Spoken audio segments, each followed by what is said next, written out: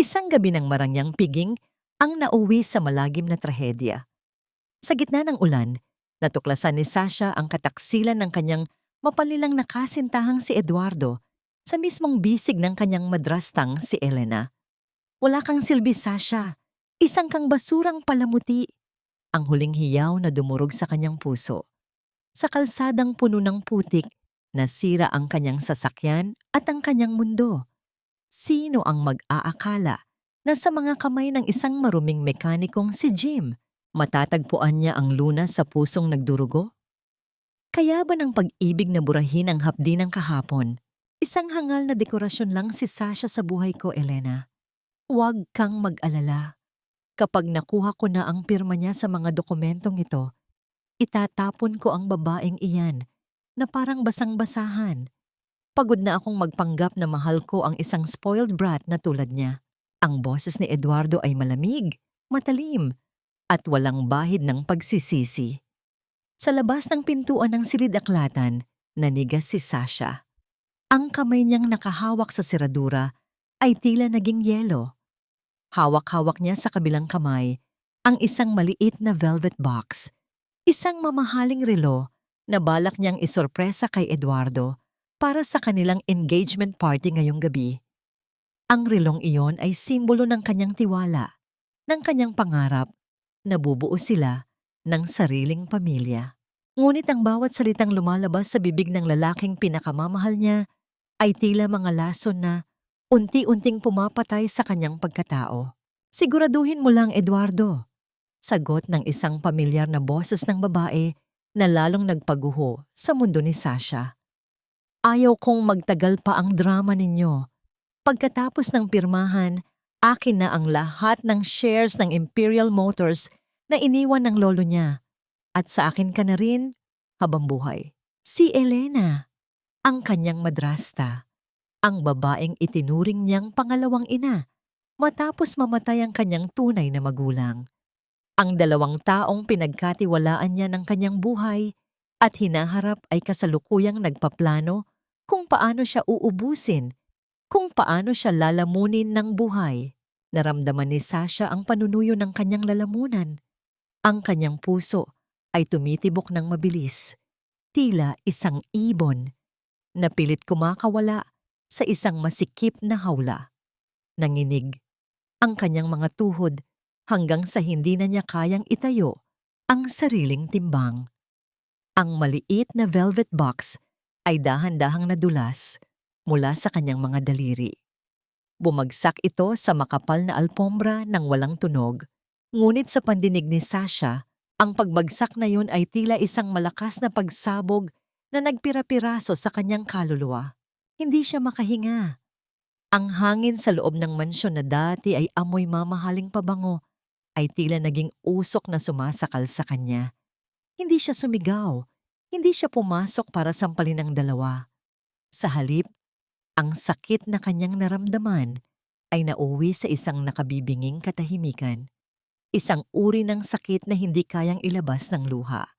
Tumalikod siya. Ang kanyang gown na kulay pilak ay kumakaluskos sa bawat hakbang ng kanyang pagtakas. Mabilis siyang naglakad palabas. Hindi pinapansin ang mga bisitang nagsisimula nang dumating. Sumakay siya sa kanyang kotse. Ang kanyang mga kamay ay nanginginig habang hinahawakan ang manibela. Pinaharurot niya ang sasakyan palayo sa mansyong tila naging isang malaking libingan ng kanyang mga pangarap. Sa labas, ang langit ay tila nakikiramay sa kanyang pagdadalamhati.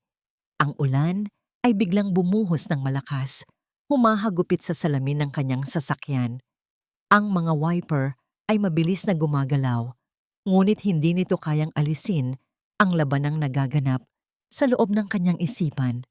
Ang mukha ni Eduardo, ang ngiti ni Elena, at ang katotohanang siya ay naging isang kasangkapan lamang ay paulit-ulit na bumabalik sa kanyang gunita. Bakit? Bulong niya. Ang kanyang boses ay basag at halos hindi marinig sa gitna ng dagundong ng kulog. Bakit kailangang maging ganito ang lahat?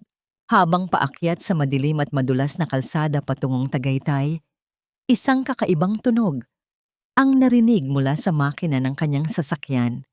Ang usok ay nagsimulang lumabas sa gilid ng hood. Ang kanyang manibela ay naging matigas at bago pa siya makagawa ng paraan, ang sasakyan ay tuluyan ng tumigil sa gitna ng kalsadang napapalibutan ng matatayog na puno at masukal na damuhan. Sinubukan niyang buhayin ang makina, ngunit wala itong tugon. Ang tanging naririnig niya ay ang tunog ng malakas na patak ng ulan sa bubong ng kotse. Doon, sa gitna ng kadiliman at lamig, tuluyang bumagsak ang mga luhang kanina pa niya pinipigilan.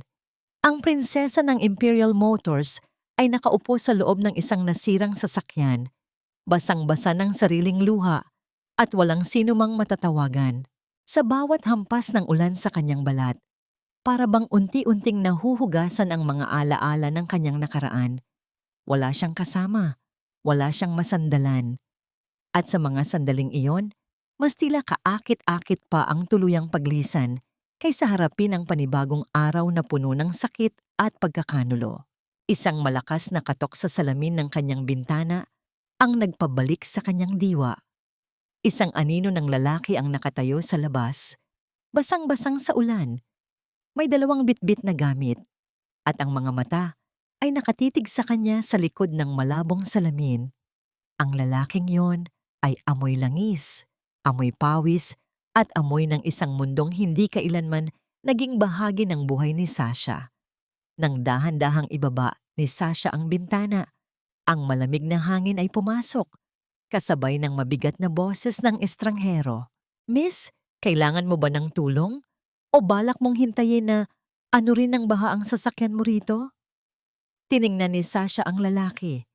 Ang mga mata nito ay walang halong pagkukunwari, malayo sa mga matatamis na sulyap ni Eduardo. Sa gitna ng kanyang pagkawasak, isang tanong ang pumasok sa kanyang isipan na tila isang tinik na bumaon sa kanyang puso. Kung ang lahat ng akala mo ay totoo, ay isa palang malaking kasinungalingan. Meron pa bang dahilan para magtiwala ka sa isang taong hindi mo kilala? Tumingin si Sasha sa lalaking nasa labas ng bintana ng kanyang sasakyan. Ang mga mata nito ay kasing dilim ng gabi, ngunit may kakaibang ningning na tila kayang bumasa sa bawat takot na nakatago sa kanyang puso. Ang ulan ay patuloy na humahampas sa kanilang pagitan na tila isang pader ng malamig na kristal na naghihiwalay sa 2 mundong hindi kailanman dapat nagtagpo. "Ano ang tinitingin-tingin mo riyan? Ayusin mo ang kotse ko. Ngayon din." Ang boses ni Sasha ay nanginig, hindi dahil sa galit, kundi dahil sa labis na pangungulila at sakit na pilit niyang ikinukubli sa likod ng kanyang pagiging arogante. Isang depensa na lamang ito ng isang babaeng ninakawan ng lahat ng kanyang paniniwala sa loob lamang ng isang gabi. Isang mapait na ngiti ang sumilay sa mga labi ni Jim. Hindi siya natakot. Hindi siya naging sunod-sunuran sa utos ng isang magandang babaeng nakasuot ng gown na mas mahal pa yata sa buong talyer niya. Sa halip, dahan-dahan niyang ibinaba ang kanyang mga gamit sa putikan at tumitig ng diretso sa mga mata ni Sasha. "Miss, look at the situation. Gabi na, bumabagyo, at nasa gitna tayo ng kawalan. Hindi ito drive-thru ng fast food na makukuha mo ang gusto mo sa loob ng 5 minuto. Ang kotse mo, pagod na. Parang ikaw." Malamig na tugon ni Jim. Ang bawat salita ay tila isang sampal ng katotohanan sa mukha ni Sasha. "How dare you! Hindi mo kilala kung sino ang kinakausap mo. I can buy this whole place. I can buy your life if I want to." Muling sigaw ni Sasha. Ang kanyang mga kamay ay mahigpit na nakahawak sa manibela hanggang sa mamuti ang kanyang mga buko-buko. Ngunit sa loob-loob niya, ang bawat hiyaw ay isang paghingi ng tulong. Isang pagsusumamo na sana ay may isang taong makakita na siya ay nadudurog na. Dahan-dahang binuksan ni Jim ang pinto ng sasakyan. Ang lamig ng gabi ay pumasok, nanunuot sa manipis na tela ng gown ni Sasha. "Pwede mong mabili ang lahat, miss. Pero sa gabing ito, ang pera mo ay papel lang na nababasa ng ulan. Wala itong silbi laban sa kalikasan. At lalong wala itong silbi sa akin. Sa unang pagkakataon sa kanyang buhay, naramdaman ni Sasha ang tunay na kahulugan ng pagiging walang kapangyarihan. Ang kanyang mga ginto, ang kanyang pangalan, ang lahat ng karangyaan ng Imperial Motors ay hindi kayang paandarin ang isang makinang tumigil na sa pagtibok. Parang ang kanyang buhay, mula nang marinig ang pagtataksil ni na Eduardo at Elena, tila huminto na rin ang lahat para sa kanya. Please! Ang matigas na boses ni Sasha ay biglang naging isang hikbi. Ang kanyang mga balikat ay nagsimulang manginig.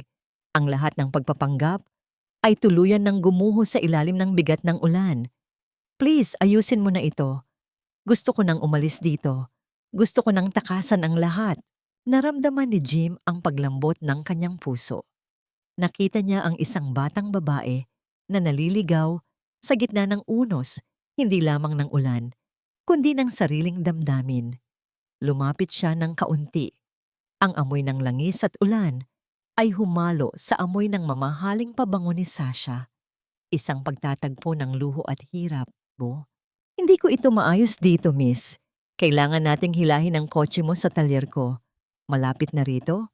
Doon, may masisilungan ka. May mainit na kape. Mahinahong sabi ni Jim. Ang kanyang boses ay naging tila isang angkla sa gitna ng nagngangalit na dagat. Wala nang nagawa si Sasha kundi ang sumunod. Iniwan niya ang lahat ng kanyang pride sa loob ng sasakyang yon. Habang hinihila ni Jim ang kotse patungo sa munting talyer, nakatingin lang si Sasha sa likod ng lalaki. Ang mga balikat nito ay malapad, matatag, at tila kayang pasanin ang lahat ng bigat ng mundo. Isang imahe na hinding-hindi niya nakita kay Eduardo. Ang lalaking puro matatamis na salita, ngunit walang laman ang paninindigan. Pagdating sa talyer, ang dilim ay napalitan ng isang madilaw at aandap-andap na bumbilya. Ang amoy ng kalawang at luma ay sumalubong kay Sasha. Ito ang kanyang bagong realidad. Kinuha niya ang kanyang bag at sinubukang tawagan ang kanyang personal assistant, ang kanyang driver, o kahit sino sa mansyon na maaari niyang pagkatiwalaan. Ngunit ang bawat dial ay nauuwi lamang sa isang mahabang katahimikan. Walang signal dito kapag ganitong kalakas ang ulan, miss. Sabi ni Jim habang nagpupunas ng mga kamay sa isang basahan. Naglabas si Sasha ng isang gold credit card, ang simbolo ng kanyang kapangyarihan. Ito, take it. Just call someone for me. Or let me stay in a hotel nearby. Kahit magkano, babayaran ko. Kinuha ni Jim ang card, tiningnan ito ng sandali, at pagkatapos ay dahan-dahang inilapag sa ibabaw ng isang maduming lamesa. Sabi ko sa iyo, miss, walang silbi iyan dito. At isa pa, huminto si Jim at tiningnan ang screen ng isang lumang computer sa gilid. Mukhang hindi mo na kailangang magbayad dahil kani-kanina lang lumabas sa balita. Ang lahat ng accounts ng tagapagmana ng Imperial Motors ay pansamantalang sinuspinde dahil sa isang kaso ng malaking anomalya. Nanigas ang buong katawan ni Sasha. Ang card na nasa lamesa ay tila naging isang pirasong plastik na walang halaga. Ang lahat, ang kanyang pera, ang kanyang dignidad at ang kanyang pangalan ay kinuha na sa kanya ni na Elena at Eduardo sa loob lamang ng ilang oras. Hindi totoo yan. Hindi nila magagawa sa akin ito. Sigaw ni Sasha. Ang kanyang boses ay tila isang sugatang hayop. Sinubukan niyang tumayo, ngunit ang kanyang mga binti ay tila naging jelly. Bago pa siya tuluyang bumagsak sa maduming sahig ng talyer, isang malakas na pares ng mga kamay ang sumalo sa kanya. Naramdaman ni Sasha ang init ng katawan ni Jim. Ang mga kamay na amoy langis at puno ng kalyo ay naging tanging sandigan niya sa gitna ng kanyang tuluyang pagbagsak. Sa sandaling iyon, ang lahat ng liwanag sa kanyang mundo ay tuluyan ng namatay. At ang tanging natitira ay ang tunog ng ulan at ang mabilis na tibok ng puso ng isang estrangherong hindi niya inasahang magiging tagapagligtas niya. Ang bawat pintig ng kanyang ulo ay tila isang martilyo na bumabaon sa kanyang bungo. Nang dahan-dahang imulat ni Sasha ang kanyang mga mata, Hindi ang malambot at mabangong unan ng kanyang mansyon ang bumungad sa kanya. Sa halip, ang magaspang na tela ng isang lumang jacket ang nakasapin sa kanyang pisngi. Ang amoy ng kalawang, tuyong putik, at sunog na langis ay nanunuot sa kanyang ilong. Isang malupit na paalala na ang lahat ng nangyari kagabi ay hindi lamang isang masamang panaginip. Gising ka na pala. Akala ko ay tuluyan ng bumigay ang katawan mo sa sobrang arte. Ang boses ni Jim ay nanggaling sa dilim ng sulok, kung saan ang isang maliit na kalan ay naglalabas ng mahinang apoy. Sinubukan ni Sasha na bumangon, ngunit ang bawat kalamnan sa kanyang katawan ay tila sumisigaw sa sakit. Tiningnan niya ang kanyang sarili. Ang kanyang pilak na gown ay punit-punit na sa laylayan at puno ng mantsa ng grasa. Ang mga alahas na dati ay nagpakinang sa kanya ay tila naging mabigat na kadena na sumasakal sa kanyang leeg. Jim, please. Kailangan ko ng telepono. Kailangan kong tawagan ang abogado ni Lolo. This is all a mistake. Elena and Eduardo, they are framing me. Pakiusap ni Sasha. Ang kanyang boses ay paos at puno ng desperasyon. Inabot niya ang kanyang kamay, umaasang makakakita ng kahit kaunting awa sa mga mata ng lalaki. Lumalapit si Jim, bitbit ang isang baso ng maligamgam na tubig. Ang abogado mo? Sila ang unang tumalikod sa iyo, miss. Kaninang madaling araw, naglabas sila ng statement. Sinasabi nilang ikaw ay kumuha ng malaking halaga mula sa pondo ng korporasyon bago ka nawala. Inilalarawan ka nilang isang babaeng nawawala sa katinuan dahil sa sobrang pressure. Ang tubig na iniinom ni Sasha ay tila naging bubog sa kanyang lalamunan. Anong sabi mo? No, hindi totoo yan. Lolo left everything to me. Bakit nila gagawin ito? Dahil wala ka na roon para ipagtanggol ang sarili mo. At dahil sa mundong kinalakihan mo, ang katotohanan ay binubuo ng kung sino ang may hawak ng mikropono. Sagot ni Jim habang dahan-dahang inilalapag ang baso. Sa ngayon, ikaw ang kontrabida sa sarili mong kwento. Tak siya. Isang mahinang pag-ugong mula sa lumang telebisyon sa sulok ang kumuha sa kanilang atensyon. Ang screen ay aandap-andap, ngunit malinaw na makikita ang mga mukhang pamilyar kay Sasha. Doon, sa harap ng maraming reporter, nakatayo si Elena at Eduardo. Nakasuot sila ng itim, tila nagdadalamhati, ngunit ang kanilang mga mata ay nagkukwento ng ibang bagay. Nananawagan kami kay Sasha. Ang boses ni Eduardo ay nanginginig sa telebisyon, isang acting na karapat-dapat sa isang parangal. Sasha, please come home. Alam naming hindi mo sinasadya ang mga nagawa mo. We just want you to get the help you need. Ang pamilya ay handang magpatawad. Si Elena naman ay dahan-dahang nagpunas ng pekeng luha sa gilid ng kanyang mata. Ang Imperial Motors ay mananatiling matatag sa kabila ng trahedyang ito. Itutuloy namin ang legasya ng yumaong matanda. Kahit wala na rito ang aming mahal na si Sasha. Ang tunog ng pagbagsak ng maliit na kutsara sa sementadong sahig ay tila isang malakas na kulog sa katahimikan ng talyer. Ang mga daliri ni Sasha ay nanginginig sa matinding galit at panlulumo. Ang bawat salita ng kanyang madrasta at dating kasintahan ay tila mga punyal na sumasaksak sa kanyang dangal. Ninakaw na nila ang kanyang pera, ang kanyang bahay, at ngayon, maging ang kanyang pangalan ay dinudungisan nila sa harap ng buong bansa. Gusto nilang palabasin na baliw ako, na magnanakaw ako. Bulong ni Sasha, ang kanyang mga mata ay nanlilisik habang nakatitig sa screen. They want me to disappear forever. Tiningnan siya ni Jim nang may malalim na pag-iisip. At magtatagumpay sila kung hahayaan mong lamunin ka ng takot mo. Sa labas ng pintong yan, wala kang kakampi. Ang mga taong dati mong tinatawag na kaibigan ay sarado na ang mga pintuan para sa'yo. Ang pulisya ay naghahanap sa'yo para sa questioning. Saan ka pupunta, Sasha? Saan ka tatakbo? Tumingin si Sasha sa madilim na kalsada sa labas ng talyer. Ang ulan ay tumigil na ngunit ang putik ay nananatiling madulas at mapanganib. Wala siyang pera, wala siyang sasakyan, at ang mukha niya ay nakapaskil na sa bawat balita bilang isang kriminal. Ang daigdig na dati ay tila maliit at hawak niya sa kanyang mga palad ay biglang naging isang malawak at malupit na kagubatan kung saan siya ang biktima. Wala na akong mapupuntahan.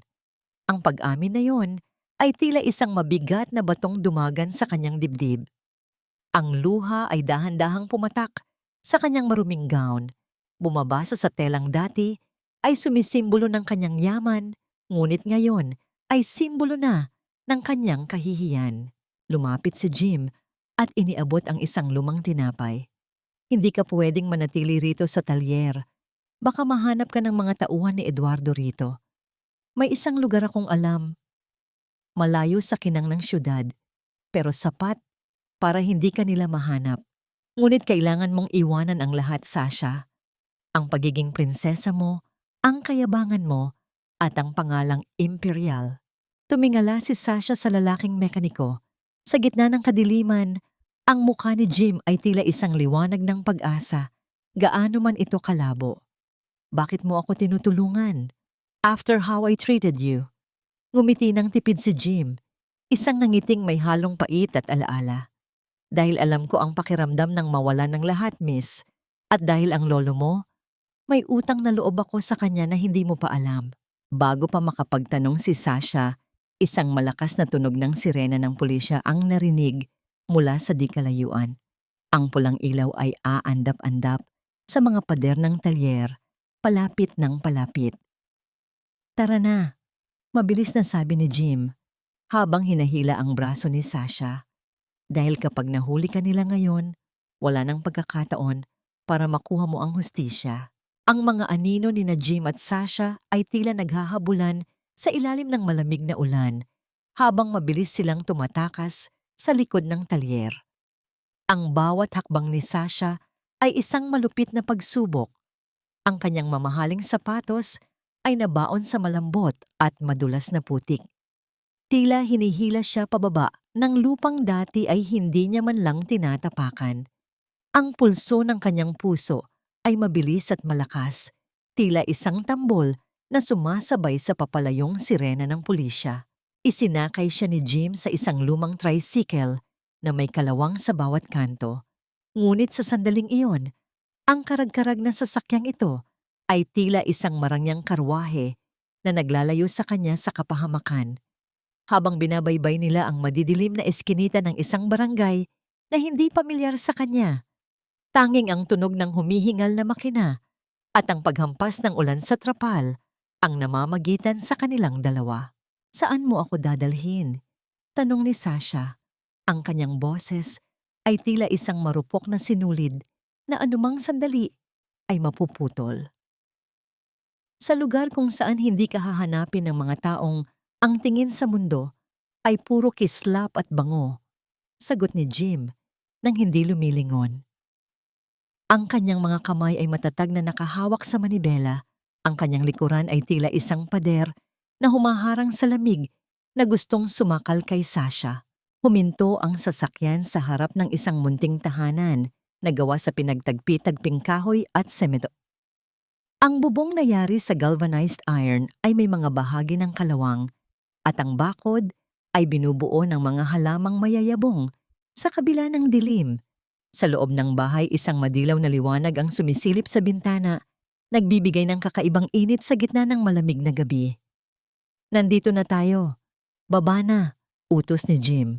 Dahan-dahang bumaba si Sasha. Ang kanyang gown ay tila isang basang-basahan na nakabalot sa kanyang katawan. Pagpasok nila sa loob, sumalubong sa kanya ang amoy ng bagong saing na kanin at piniritong isda. Mga amoy na dati ay itinuturing niyang amoy ng mahirap, ngunit ngayon ay tila isang yakap ng kaligtasan. Jim, ikaw na ba yan na po? Isang tinig ng matanda ang narinig mula sa isang sulok. Isang babaeng may mapuputing buhok at mukhang puno ng mga guhit ng karanasan ang dahan-dahang tumayo mula sa isang lumang tumba-tumba. Opo, Lola Amor. May kasama ho ako. Kailangan niya ng masisilungan. Ani Jim habang dahan-dahang lumalapit sa matanda upang magmano. Lumingon si Lola Amor sa direksyon ni Sasha. Kahit malabo na ang kanyang mga mata, tila nakikita ng kanyang puso ang bigat na dala ng panauhin. Halika rito, iha. Huwag kang matakot. Sa bahay na ito, walang nanghuhusga sa mga sugatang kaluluwa. Naramdaman ni Sasha ang panunuyo ng kanyang lalamunan. Tumingin siya kay Jim, naghahanap ng gabay. Dahan-dahang lumapit si Jim sa kanya at bumulong. Magmano ka sa kanya. Iyan ang tanda ng paggalang dito. Sa unang pagkakataon, yumuko ang mapagmataas na si Sasha Imperial. Kinuha niya ang kulubot ngunit mainit na kamay ni Lola Amor at idinampi sa kanyang noo. Sa sandaling iyon, naramdaman ni Sasha ang isang kuryente ng emosyon, isang pakiramdam ng pagpapakumbaba na hindi niya kailanman natutunan sa loob ng kanyang gintong hawla. Ang bawat guhit sa palad ng matanda ay tila nagkukwento ng katatagan sa kabila ng kakapusan. Maupo ka, iha. Jim, kumuha ka ng tuyong damit para sa kanya. Hindi mainam na matuyuan siya ng ulan. Utos ni Lola Amor. Habang nagpapalit si Sasha sa loob ng isang maliit na silid na hinihiwalayan lamang ng isang kortina, narinig niya ang mahinang pag-uusap ni na Jim at ng kanyang lola sa kusina. Sino siya, Jim? Mukhang hindi siya taga rito. Ang kanyang balat ay tila hindi pa nadadapuan ng tindi ng sikat ng araw. Tanong ni Lola Amor. Siya ang apo ni Don Leonardo, Lola. Ang taong tumulong sa atin noong mamatay si tatay. Ngunit ngayon, siya ang nangangailangan ng tulong. Ipinagkanulo siya ng sarili niyang pamilya. Paliwanag ni Jim, ang kanyang boses ay puno ng pait. Napahinto si Sasha sa pagsusuot ng lumang duster na ibinigay ni Jim. Ang pangalan ng kanyang lolo ay binanggit ng may paggalang, ngunit may kalakip ding lungkot. Anong ugnayan mayroon ng kanyang lolo sa pamilyang ito?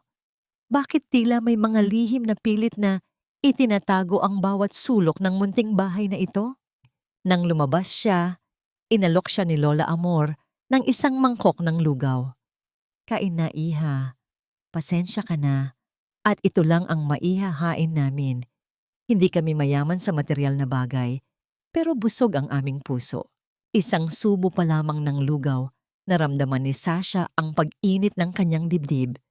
Hindi ito kasing sarap ng mga pagkaing inihahanda ng kanyang mga personal chef, ngunit meron itong sangkap na matagal na niyang hinahanap, ang malasakit. Habang kumakain, hindi niya mapigilang mapatingin sa paligid.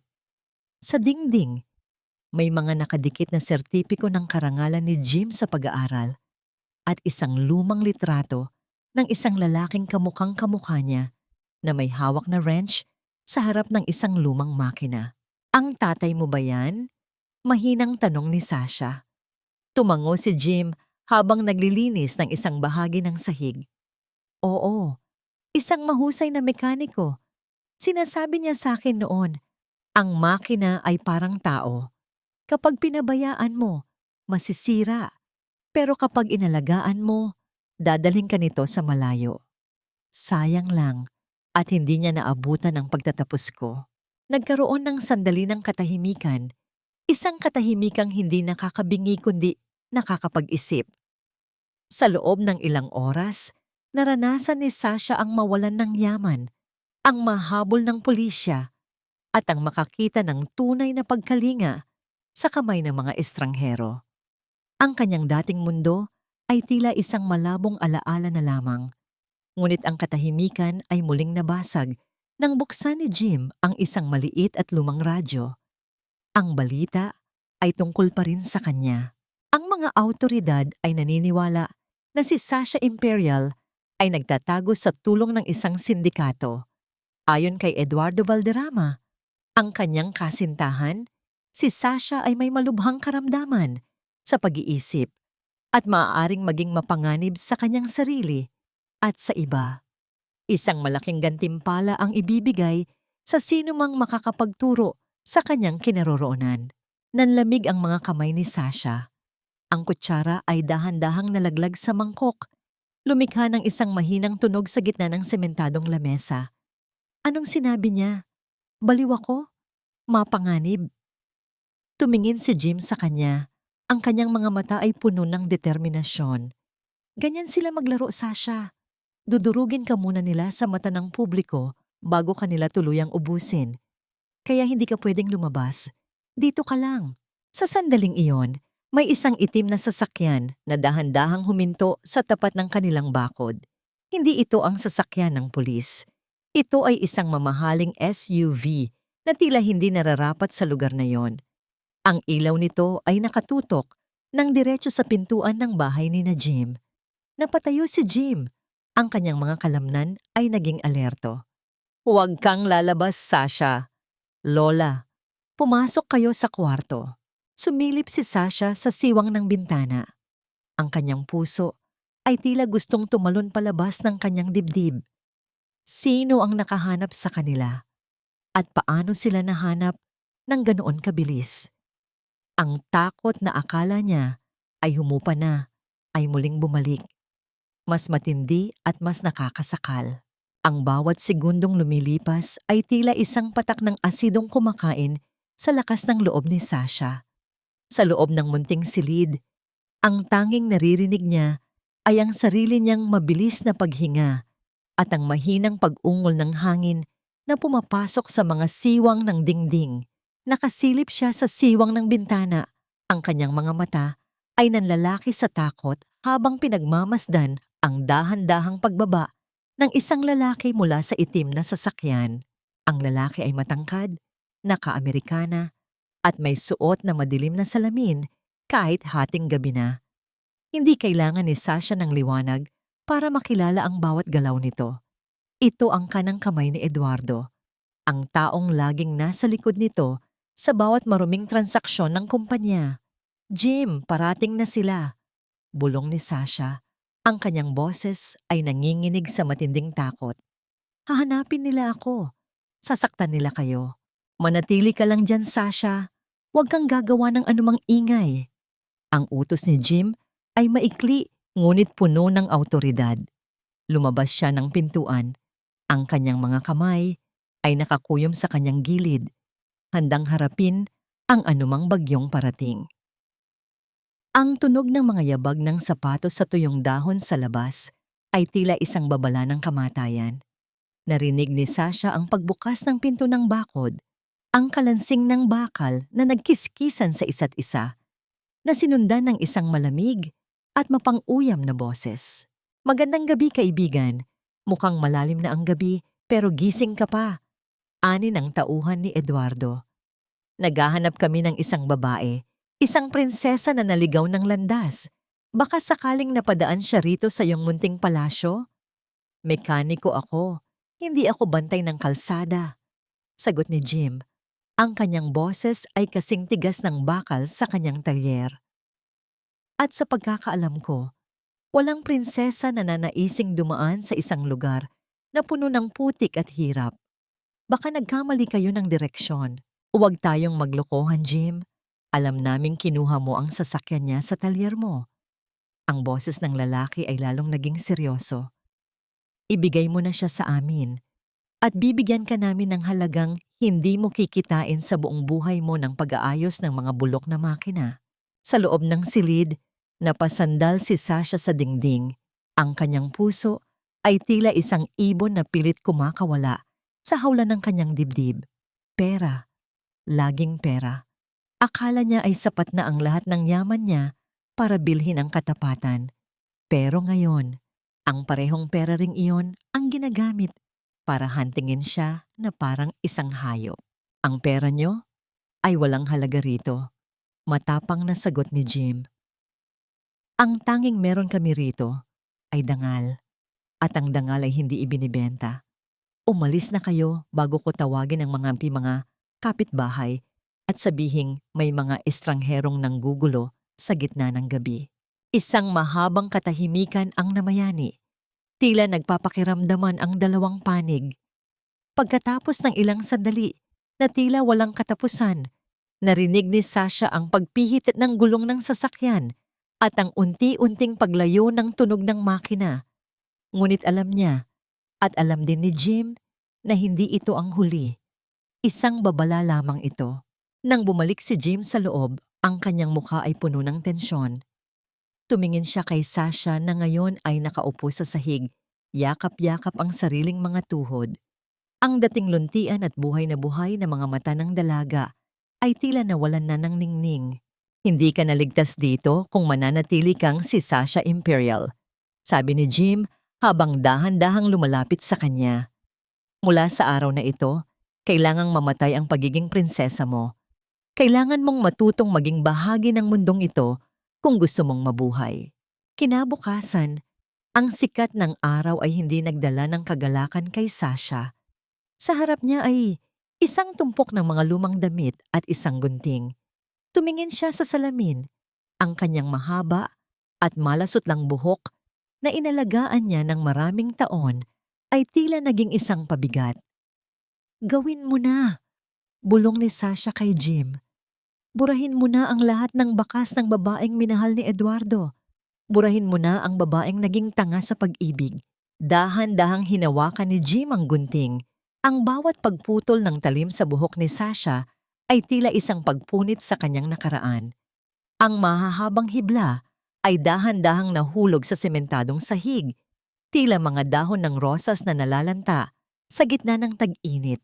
Habang ginagawa ito ni Jim, napansin ni Sasha ang dahan-dahang paglambot ng ekspresyon sa mukha ng lalaki. Hindi ito katapusan, Sasha, mahinahong sabi ni Jim habang tinitingnan ang bagong anyo ng dalaga. Ito ay simula ng iyong pagbangon. Ang buhok ay tumutubo. Ang sugat ay naghihilom. Pero ang karanasan ang magpapatatag sa iyo. Matapos ang pagbabago, dinala ni Jim si Sasha sa kanyang talyer. Ang init ng araw ay nanunuot sa kanyang balat at ang amoy ng gasolina ay tila sumasakal sa kanyang hininga. Ngunit sa halip na mareklamo, kinuha ni Sasha ang isang basahan. Turuan mo akong mag-ayos ng makina, hamon ni Sasha. Ang kanyang boses ay may bagong tono ng determinasyon. Gusto kong malaman kung paano ayusin ang mga bagay na sira. Baka sakaling kapag natutunan ko ito, malaman ko rin kung paano ayusin ang sarili kong buhay. Sa bawat haplos ng kanyang kamay, sa magaspang na bakal, nararamdaman ni Sasha ang hapdi ng mga paltos sa kanyang malalambot na daliri. Ngunit sa bawat sakit, may kalakip na ginhawa. Ang bawat patak ng pawis ay tila naghuhugas sa kanyang mga kasalanan ng pagiging maaksaya at mapagmataas. Sa kabilang banda, si Jim ay tahimik na nagmamasid. Nakita niya ang isang bahagi ni Sasha na hindi kailanman nakita ng mundo ng mga imperial. Ang isang babaeng may pusong bakal na nagtatago sa likod ng telang sutla. Sa gitna ng hirap, isang kakaibang ugnayan ang nagsimulang mabuo sa pagitan nila. Isang ugnayang hindi kailangan ng salita. Sapat na ang pagtitinginan ng mga mata at ang pagdamay sa bawat pagod. Ngunit ang katahimikan ay pansamantala lamang. Habang nagtatrabaho si Sasha sa ilalim ng isang sasakyan, isang pamilyar na boses ang narinig niya mula sa labas ng talyer. Isang boses na nagpatigil sa kanyang mundo. Magkano ang singil niyo rito sa pag-aayos ng preno? Mukhang kailangan ng tulong ng driver ko. Nanigas si Sasha. Ang boses na yon. Ito ay kay Eduardo. Ang lalaking sumira sa kanyang buhay ay nakatayo lamang ilang metro ang layo sa kanya. Ang kanyang puso ay tumibok ng napakabilis, tila isang makinang malapit ng sumabog. Ang boses ni Eduardo ay tila isang matalim na piraso ng yelo na bumaon sa likod ni Sasha. Sa ilalim ng isang lumang SUV, kung saan siya kasalukuyang nakahiga sa isang digulong na higaan ng mekaniko, naramdaman ni Sasha ang biglang paghinto ng daloy ng kanyang dugo. Ang kanyang mga kamay, nakasalukuyang puno ng itim na grasa at hawak-hawak ang isang mabigat na wrench, ay nagsimulang manginig ng walang kontrol. Ang amoy ng mamahaling pabango ni Eduardo, Isang amoy na dati ay nagbibigay sa kanya ng kapanatagan ay humalo sa malansang amoy ng langis sa sahig. Ngayon, ang halimuyak na yon ay tila amoy ng isang panganib na handang lumamon sa kanyang buong pagkatao. Sir, sandali lang ho. May tinatapos lang kaming trabaho. Narinig ni Sasha ang boses ni Jim. Kalmado ito, ngunit may ilalim ng babala. Ang mga anino ng mga binti ni Jim ay nakita ni Sasha mula sa kanyang kinalalagyan sa ilalim ng sasakyan. Nakatayo ito sa pagitan niya at ng pintuan ng talyer, tila isang pader na handang humarang sa anumang unos. I don't have all day, mechanic. Just fix the brakes. Nag-overheat yata dahil sa layo ng tinakbo namin kakahahanap sa babaeng yon, sabi ni Eduardo. Narinig ni Sasha ang tunog ng pagsara ng pinto ng mamahaling sasakyan, kasunod ang tunog ng kanyang mga sapatos na naglalakad sa sementadong sahig ng talyer. Ang bawat yabag ni Eduardo ay tila isang dagok sa dibdib ni Sasha. Nararamdaman niya ang init ng kanyang sariling luha, na pilit na kumakawala, ngunit kailangan niyang manatiling tahimik. Kinagat niya ang kanyang labi hanggang sa malasahan niya ang pait ng dugo. Ang kabalintunaan ng buhay, ang lalaking dapat ay kasama niya sa altar, ay nasa itaas lamang niya. Hinahanap siya upang tuluyang sirain, habang siya ay nagtatago sa ilalim ng putik at kalawang. Sino bang hinahanap niyo, sir? Baka maligaw kayo. Malayo na ito sa kabihasnan. Tanong ni Jim, habang dahan-dahang lumalapit sa SUV kung nasaan si Sasha. Ang fiancé ko. O baka dapat kong sabihing ang dating fiancé ko na magnanakaw.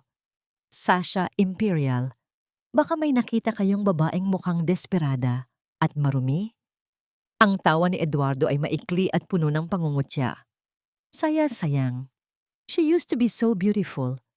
Pero ngayon, malamang ay namamalimos na yon sa kung saan. Sa ilalim ng sasakyan, napapikit ng mariin si Sasha. Ang bawat salita ni Eduardo ay tila mga karayom na tumutusok sa kanyang puso.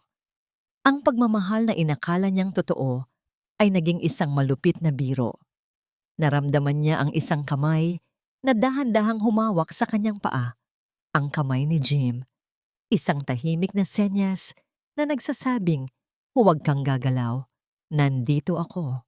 Ang simpleng haplos na yon ay nagdala ng isang kakaibang init sa malamig na katawan ni Sasha. Isang pakiramdam ng proteksyon na hindi niya kailanman naramdaman sa piling ng mga taong mayayaman.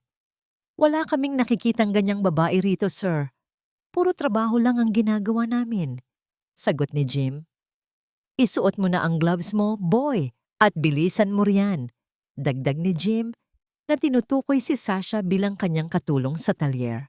Dahan-dahang gumalaw si Sasha, pilit na itinatago ang kanyang mukha sa anino ng makina. Ang kanyang mga daliri ay humawak sa bakal, nararamdaman ang gaspang at lamig nito. Ang bawat galaw niya ay kailangang maging maingat. Wait! Biglang sabi ni Eduardo. Huminto ang kanyang mga yabag malapit sa harapan ng sasakyan. That ring. Bakit pamilyar sa akin ang singsing na yan? Nanigas si Sasha. Sa kanyang pagmamadali, nakalimutan niyang tanggalin ang isang maliit na singsing na galing sa kanyang ina, ang tanging alaala na hindi niya kayang iwanan. Nakasilip ito sa ilalim ng kanyang gloves na may butas. Dahan-dahang yumuko si Eduardo, tila sisilip sa ilalim ng SUV. Ang puso ni Sasha ay tumigil sa pagtibok. Ang takot ay tila isang malamig na kamay na sumasakal sa kanyang leeg. Isang segundo na lang at magtatagpo ang kanilang mga mata. Ngunit bago pa man makasilip si Eduardo, biglang ibinuhos ni Jim ang isang balde ng maduming tubig at langis sa sahig, malapit sa sapatos ni Eduardo. Ay pasensya na ho, sir. Nadulas ang kamay ko. Ang dumi tuloy ng sapatos niyo, sabi ni Jim nang may halong sarkasmo. Damn it! My shoes! Do you have any idea how much this costs? Sigaw ni Eduardo habang mabilis na umaatras. Pilit na pinupunasan ng kanyang mamahaling sapatos. Napakawalang kwenta niyo talagang mga mahihirap. Driver, let's go! Maghahanap na lang tayo ng ibang talyer. I can't stay in this filthy place any longer. Narinig ni Sasha ang mabilis na pag-alis ng sasakyan ni Eduardo. Ang tunog ng makina ay unti-unting humina hanggang sa muling bumalik ang katahimikan sa talyer. Maliban sa tunog ng malakas na paghinga ni Sasha, dahan-dahang hinila ni Jim ang higaan ni Sasha palabas mula sa ilalim ng sasakyan. Nang magtagpo ang kanilang mga mata, nakita ni Sasha ang matinding pag-aalala sa mukha ng lalaki. Hindi na nakapagsalita si Sasha, tuluyan nang bumuhos ang kanyang mga luha. Ang lahat ng takot, galit at pagod ay sumabog sa isang hikbi. Mabilis siyang binuhat ni Jim at dinala sa likod ng talyer, malayo sa paningin ng kalsada. Doon, sa gitna ng mga lumang gulong at kalawangin na piyesa, niyakap siya ni Jim ng mahigpit. Isang yakap na hindi humihingi ng kapalit, kundi nagbibigay ng lakas. Nakaalis na siya, Sasha. Ligtas ka na. Bulong ni Jim sa kanyang tainga. Jim, halos makita niya ako. Ang sakit, Jim. Ang sakit-sakit ng mga sinabi niya. Hikbi ni Sasha sa dibdib ng lalaki. Hayaan mo siyang magsalita. Ang mga salita niya ay basura at ikaw ay ginto na kasalukuyang nakatago sa putik. Sabi ni Jim, habang dahan-dahang hinahaplos ang maikling buhok ni Sasha. Darating ang araw, Sasha. Ikaw naman ang titingala sa kanila habang sila ang nasa ilalim. Ngunit sa gitna ng kanilang pagyakap, naramdaman ni Sasha ang pag-vibrate ng isang telepono sa bulsa ni Jim. Nang tingnan ito ni Jim, ang kanyang mukha ay biglang namutla. Sino iyan? Tanong ni Sasha habang pinupunasan ng kanyang mga mata. Si Lola Amor, sagot ni Jim. May mga lalaking dumating sa bahay. Hinahanap ka nila, Sasha. At mukhang hindi sila titigil hanggat hindi ka nila nakukuha. Ang pag-asang kakarampot na naramdaman ni Sasha ay muling naglaho. Ang panganib ay hindi lang pala nasa harap niya, kundi nasa likuran na rin niya. Naghihintay na sumunggab. Ang baho naman dito. Amoy pawis, amoy langis, at amoy ng mga taong walang kinabukasan. Ang boses ni Elena ay tila isang latigo na humagupit sa katahimikan ng munting bakuran ni na Jim. Nakatayo siya sa gitna ng dumi at alikabok. Suot ang kanyang kulay dugong mamahaling damit at mga alahas na kumikinang sa ilalim ng sikat ng araw. Sa likod niya ay dalawang lalaking nakasuot ng barong, tila mga bantay ng isang reynang nanggaling sa impyerno. Sa loob ng bahay, abumaski Sisi. Sa likod ng manipis at kupas na kurtina, nanigas si Sasha. Ang kanyang mga kamay na may bahid pa ng grasa mula sa talyer ay nanginginig habang nakakuyom. Ang bawat salita ng kanyang madrasta ay tila isang lason na dahan-dahang pumapatay sa kanyang natitirang dangal. Nasaan ang anak-anakan ko? Sigaw ni Elena, sapat na malakas para marinig ng mga kapitbahay na nagsisimula ng magsipaglabas at makiusyoso. Sasha, alam kong nandyan ka. Huwag kang magtago sa likod ng mga basurang ito. Dahan-dahang lumabas si Lola Amor mula sa kusina. Bit-bit ang kanyang katatagan sa kabila ng kanyang panghihina. Sino po sila? Bakit ho kayo nanggugulo sa aking tahanan? Tiningnan ni Elena ang matanda mula ulo hanggang paa nang may matinding pandidiri. Tahanan? Ang tawag ko rito ay kulungan ng manok. Nasaan si Sasha Imperial? Ang magnanakaw na itinago nyo? Walang magnanakaw rito. Ang boses ni Jim ay umalingaw-ngaw mula sa pintuan. Kararating lang niya, hingal na hingal mula sa pagtakbo mula sa talyer. Huminto siya sa pagitan ni Lola Amor at ni Elena. Ang kanyang mga mata ay nagnininga sa galit. Umalis kayo rito bago ko makalimutang babae ang kausap ko. Ngumisi si Elena, isang ngising puno ng kamandag. Oh, ang bayaning mekaniko. Magkano ba ang ibinayad sa iyo ni Sasha para itago siya? O baka naman ginagamit niya ang katawan niya para bayaran ka dahil wala na siyang pera? Hindi na nakapagpigil si Sasha. Hinawi niya ang kurtina at lumabas ng pinto. Nakasuot siya ng isang lumang duster ni Lola Amor. Maikli na ang kanyang buhok at ang kanyang muka ay walang kahit anong kolorete. Ang dating prinsesa ng Imperial Motors ay mukhang isang hamak na labandera sa paningin ng mundo. Tumawa ng malakas si Elena, isang tunog na puno ng pangungutya. Tingnan niyo ang dakilang Sasha Imperial. Mukha ka ng basahan, iha.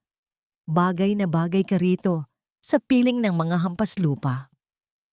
Humarap si Elena sa mga kapitbahay na nakikinig. Mga taga rito, mag-ingat kayo sa babaeng yan. Ninakawan niya ang sarili naming kumpanya at tumakas siya kasama ang inyong mekaniko. Siya ay isang kriminal na nagtatago sa ilalim ng inyong mga ilong. Ang bulungan ng mga kapitbahay ay tila isang koro ng mga bubuyog na sumasakal kay Sasha. Naramdaman niya ang matinding kahihiyan, ang hiya na mas masakit pa sa anumang sugat sa katawan. Gusto niyang lamunin ng lupa. Gusto niyang maglaho na lang. Hindi totoo yan. Bulong ni Sasha, ang kanyang boses ay nanginginig. Elena, alam mo ang katotohanan.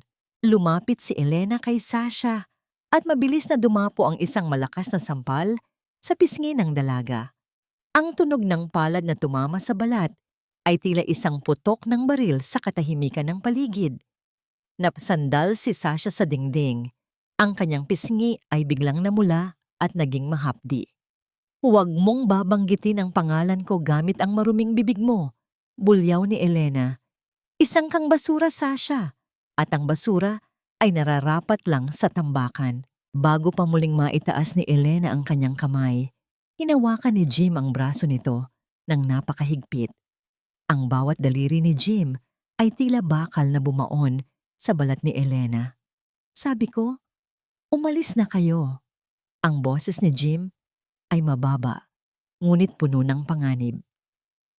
Ang basurang tinatawag nyo ay ang reyna sa tahanang ito. At ang reynang tulad nyo ay walang puwang sa lugar na ito na puno ng mga taong marangal. Padarag na binawi ni Elena ang kanyang braso. Matapang ka, ha?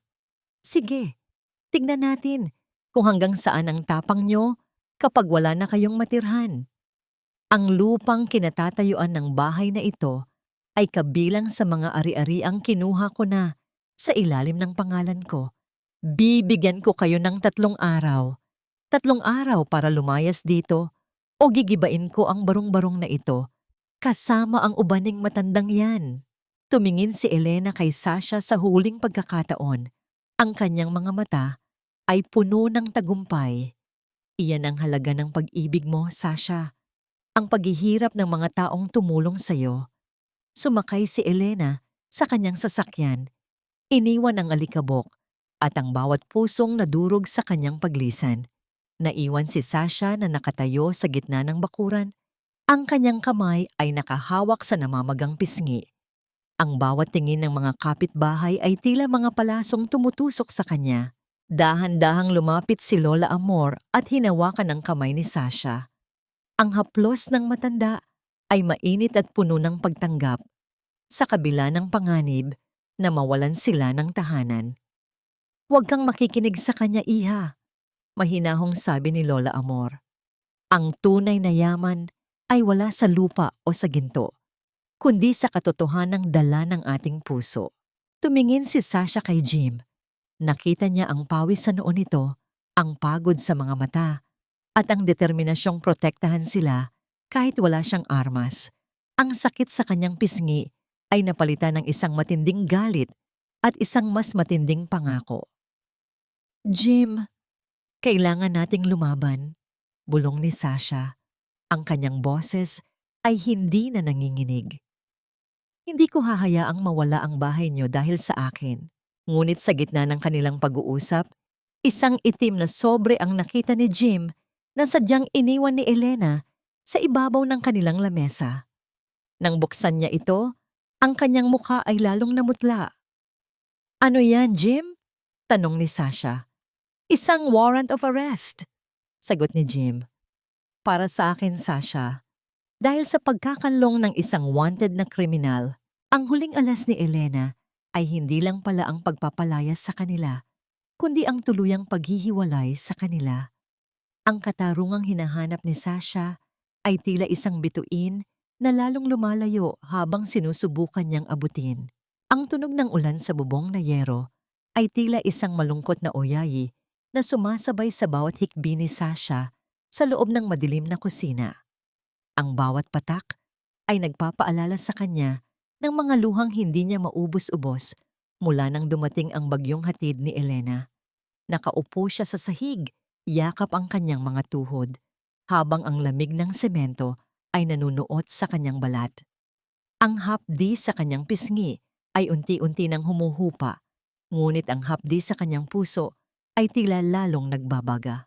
Isang dahan-dahang yabag ang narinig niya patungo sa kanyang kinaroroonan.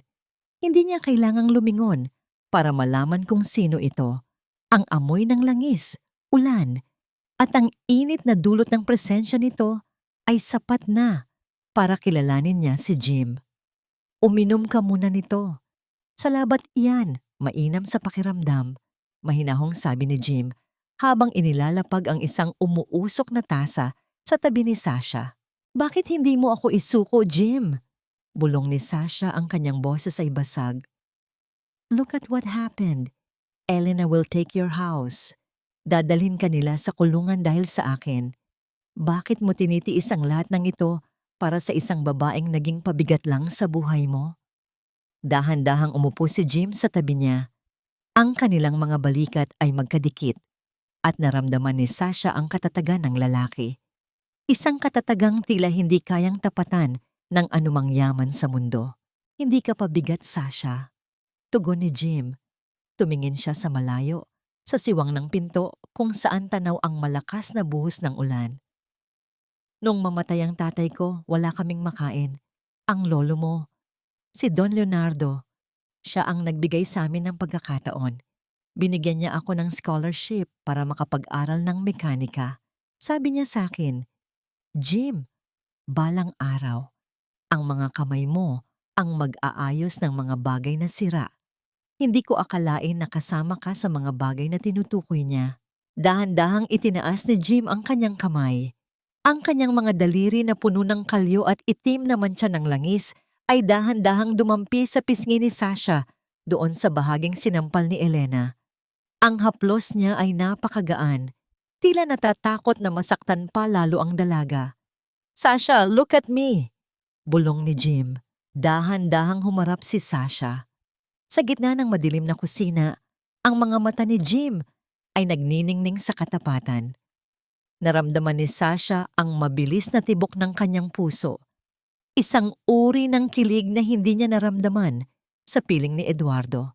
Ito ay hindi kilig ng isang dalaga sa isang mamahaling restaurant, kundi kilig ng isang kaluluwang natagpuan ang kanyang tahanan sa gitna ng unos. Huwag mong isiping talunan ka. Patuloy ni Jim. Ang kanyang boses ay malapit na sa kanyang pandinig. Ang sugat sa pisngi mo ay maghihilom. Ang bahay na ito ay pader at bubong lang. Pero ang pagkatao mo, iyan ang hindi nila kayang kunin. At habang nandito ako, walang Elena o Eduardo ang makakahawak muli sa iyo. Sa sandaling iyon, tila huminto ang mundo. Ang tunog ng ulan ay naging isang malabong background na lamang. Ang distansya sa pagitan ng kanilang mga mukha ay unti-unting lumiit hanggang sa maramdaman ni Sasha ang mainit na hininga ni Jim. Dahan-dahang idinampi ni Jim ang kanyang noo sa noo ni Sasha. Isang tahimik na pangako ng katapatan at proteksyon. I'm scared, Jim. Pag-amin ni Sasha, ang kanyang mga mata ay muling napuno ng luha. I'm scared for you. Huwag kang matakot para sa akin. Mas natatakot ako na makita kang sumuko, sabi ni Jim habang hinahawakan ang mga kamay ni Sasha. Ang maliliit at malalambot na kamay ni Sasha ay tila nalunod sa malalaki at magagaspang na palad ni Jim. Tandaan mo, ang ginto ay kailangang dumaan sa apoy para maging dalisay. At ikaw ang pinakamahalagang ginto na nakilala ko. Niyakap ng mahigpit ni Sasha si Jim. Isiniksik ang kanyang mukha sa matipunong dibdib nito. Doon, narinig niya ang malakas at pantay na tibok ng puso ng lalaki. Nadama niya ang seguridad na matagal na niyang hinahanap. Sa sandaling iyon, nakalimutan niya ang warrant of arrest, nakalimutan niya ang banta ng demolisyon. Ang tanging mahalaga ay ang init ng bisig ni Jim. "Jim, may sasabihin ako sa'yo," mahinang sabi ni Sasha habang nakayakap pa rin. "Noong nasa mansyon ako, may narinig akong pag-uusap ni na Elena at Eduardo. Binanggit nila ang tungkol sa isang aksidente sa planta ng sasakyan. 10 taon na ang nakalilipas. May kinalaman ba yon sa tatay mo?" Naramdaman ni Sasha ang biglang paninigas ng katawan ni Jim. Ang init na namamagitan sa kanila ay tila biglang nalamigan. Dahan-dahang kumalas si Jim sa yakap. Ang kanyang mukha ay nabalot ng isang madilim na emosyon na hindi maipaliwanag ni Sasha. "Anong sinabi nila, Sasha?" Ang boses ni Jim ay naging matalim, tila isang kable na malapit ng maputol. Sabi nila, kailangang manatiling nakabaon ng sikreto tungkol sa preno ng mga modelong iyon. "Jim, ang tatay mo, hindi ba siya namatay dahil sa isang car accident habang sinusubukan ng isang prototype?" Bago pa makasagot si Jim, isang malakas na katok ang narinig sa kanilang pintuan. Hindi ito katok ng isang kaibigan. Ito ay isang sunod-sunod at marahas na paghampas na tila gustong gibain ang kahoy na pinto. "Jim, buksan mo ito. Pulis ito. May warrant of arrest kami para sa'yo." Nanlaki ang mga mata ni Sasha. Ang katarungang akala niya ay malapit na nilang mahawakan ay biglang pinalitan ng isang mas malaking panganib. Tumingin si Jim kay Sasha. Ang kanyang mga mata ay puno ng isang masakit na desisyon. "Sasha, kailangan mong tumakas sa likod. Ngayon na," utos ni Jim, habang mabilis na binubuksan ang bintana sa kusina. "No, hindi kita iiwan, Jim. Makinig ka sa akin," sigaw ni Jim, ngunit mahina pa rin para hindi marinig sa labas. "Kung mahuhuli tayong dalawa, wala nang lalaban para sa atin. Hanapin mo ang lumang dokumento sa talyer, sa ilalim ng toolbox ni tatay. Doon nakatago ang katotohanan. Takbo, Sasha! Para sa akin, takbo ay... Takbo, Sasha! Takbo!" Ang sigaw ni Jim ay tila isang matalim na kidlat na humiwa sa gitna ng malakas na ulan, habang ang tunog ng pagkabasag ng kanilang pintuan ay umalingaw-ngaw sa buong munting tahanan. Wala nang oras para sa pamamaalam.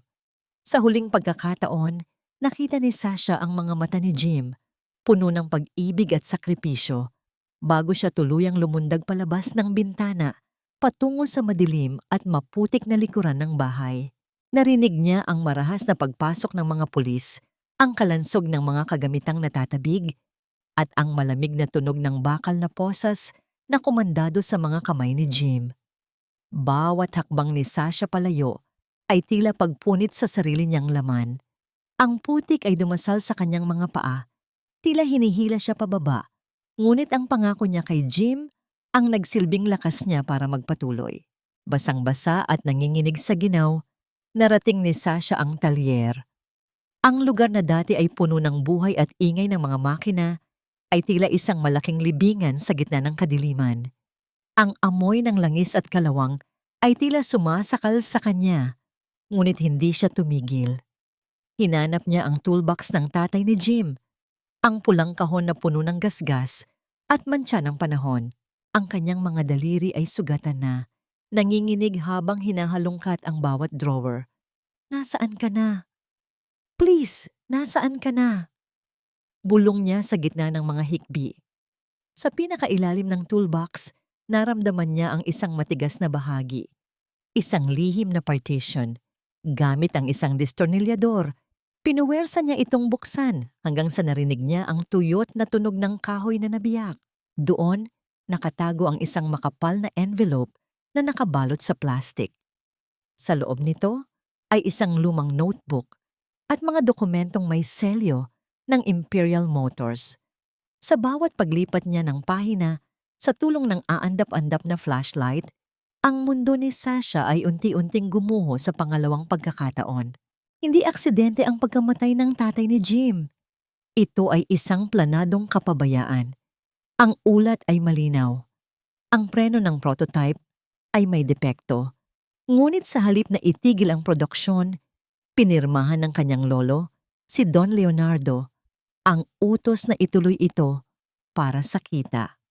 Ang tatay ni Jim ay ginawang scapegoat, pinalabas na pagkakamali ng mekaniko, ang lahat para maligtas ang pangalan ng kumpanya. Lolo, napaupo si Sasha sa maduming sahig, ang taong itinuring niyang bayani, ang taong nagturo sa kanya ng dangal, ay siya palang kumuha sa buhay ng ama ng lalaking mahal niya. Ang utang na loob na binanggit ni Jim ay hindi pala dahil sa kabutihan, kundi dahil sa konsensya ng kanyang lolo na hindi sapat para ibalik ang buhay na nawala. Ngunit may higit pang masakit. Sa huling pahina ng ulat, may isang pirma na bago pa lamang. Isang pirma na nagpapatunay na ang orihinal na ulat na ito ay ninakaw mula sa archives kamakailan lamang. Eduardo Valderrama. Ginamit ni Eduardo ang sikretong ito para i-blackmail si Elena. O baka naman magkasabwat silang dalawa para tuluyang ibaon ang katotohanan at ariin ang kumpanya. Sila ang pumatay sa dangal ng pamilya ni Jim at ngayon, sila rin ang pumapatay sa kinabukasan ni Sasha. Napatigil ang paghinga ni Sasha nang makarinig siya ng tunog ng gulong ng sasakyan na huminto sa tapat ng talyer. Hindi ito sirena ng pulis. Ito ay ang dahan-dahang pag-ugong ng isang makinang pamilyar sa kanya. Ang liwanag ng headlight ay tumagos sa mga siwang ng talyer, tila mga daliri ng liwanag na naghahanap sa kanya. Sasha, alam kong nandyan ka. Ang boses ni Eduardo ay umalingaw-ngaw sa katahimikan, kalmado ngunit puno ng panganib. Ibigay mo na sa akin ang mga papel na yan. Huwag mo nang pahirapan ang sarili mo.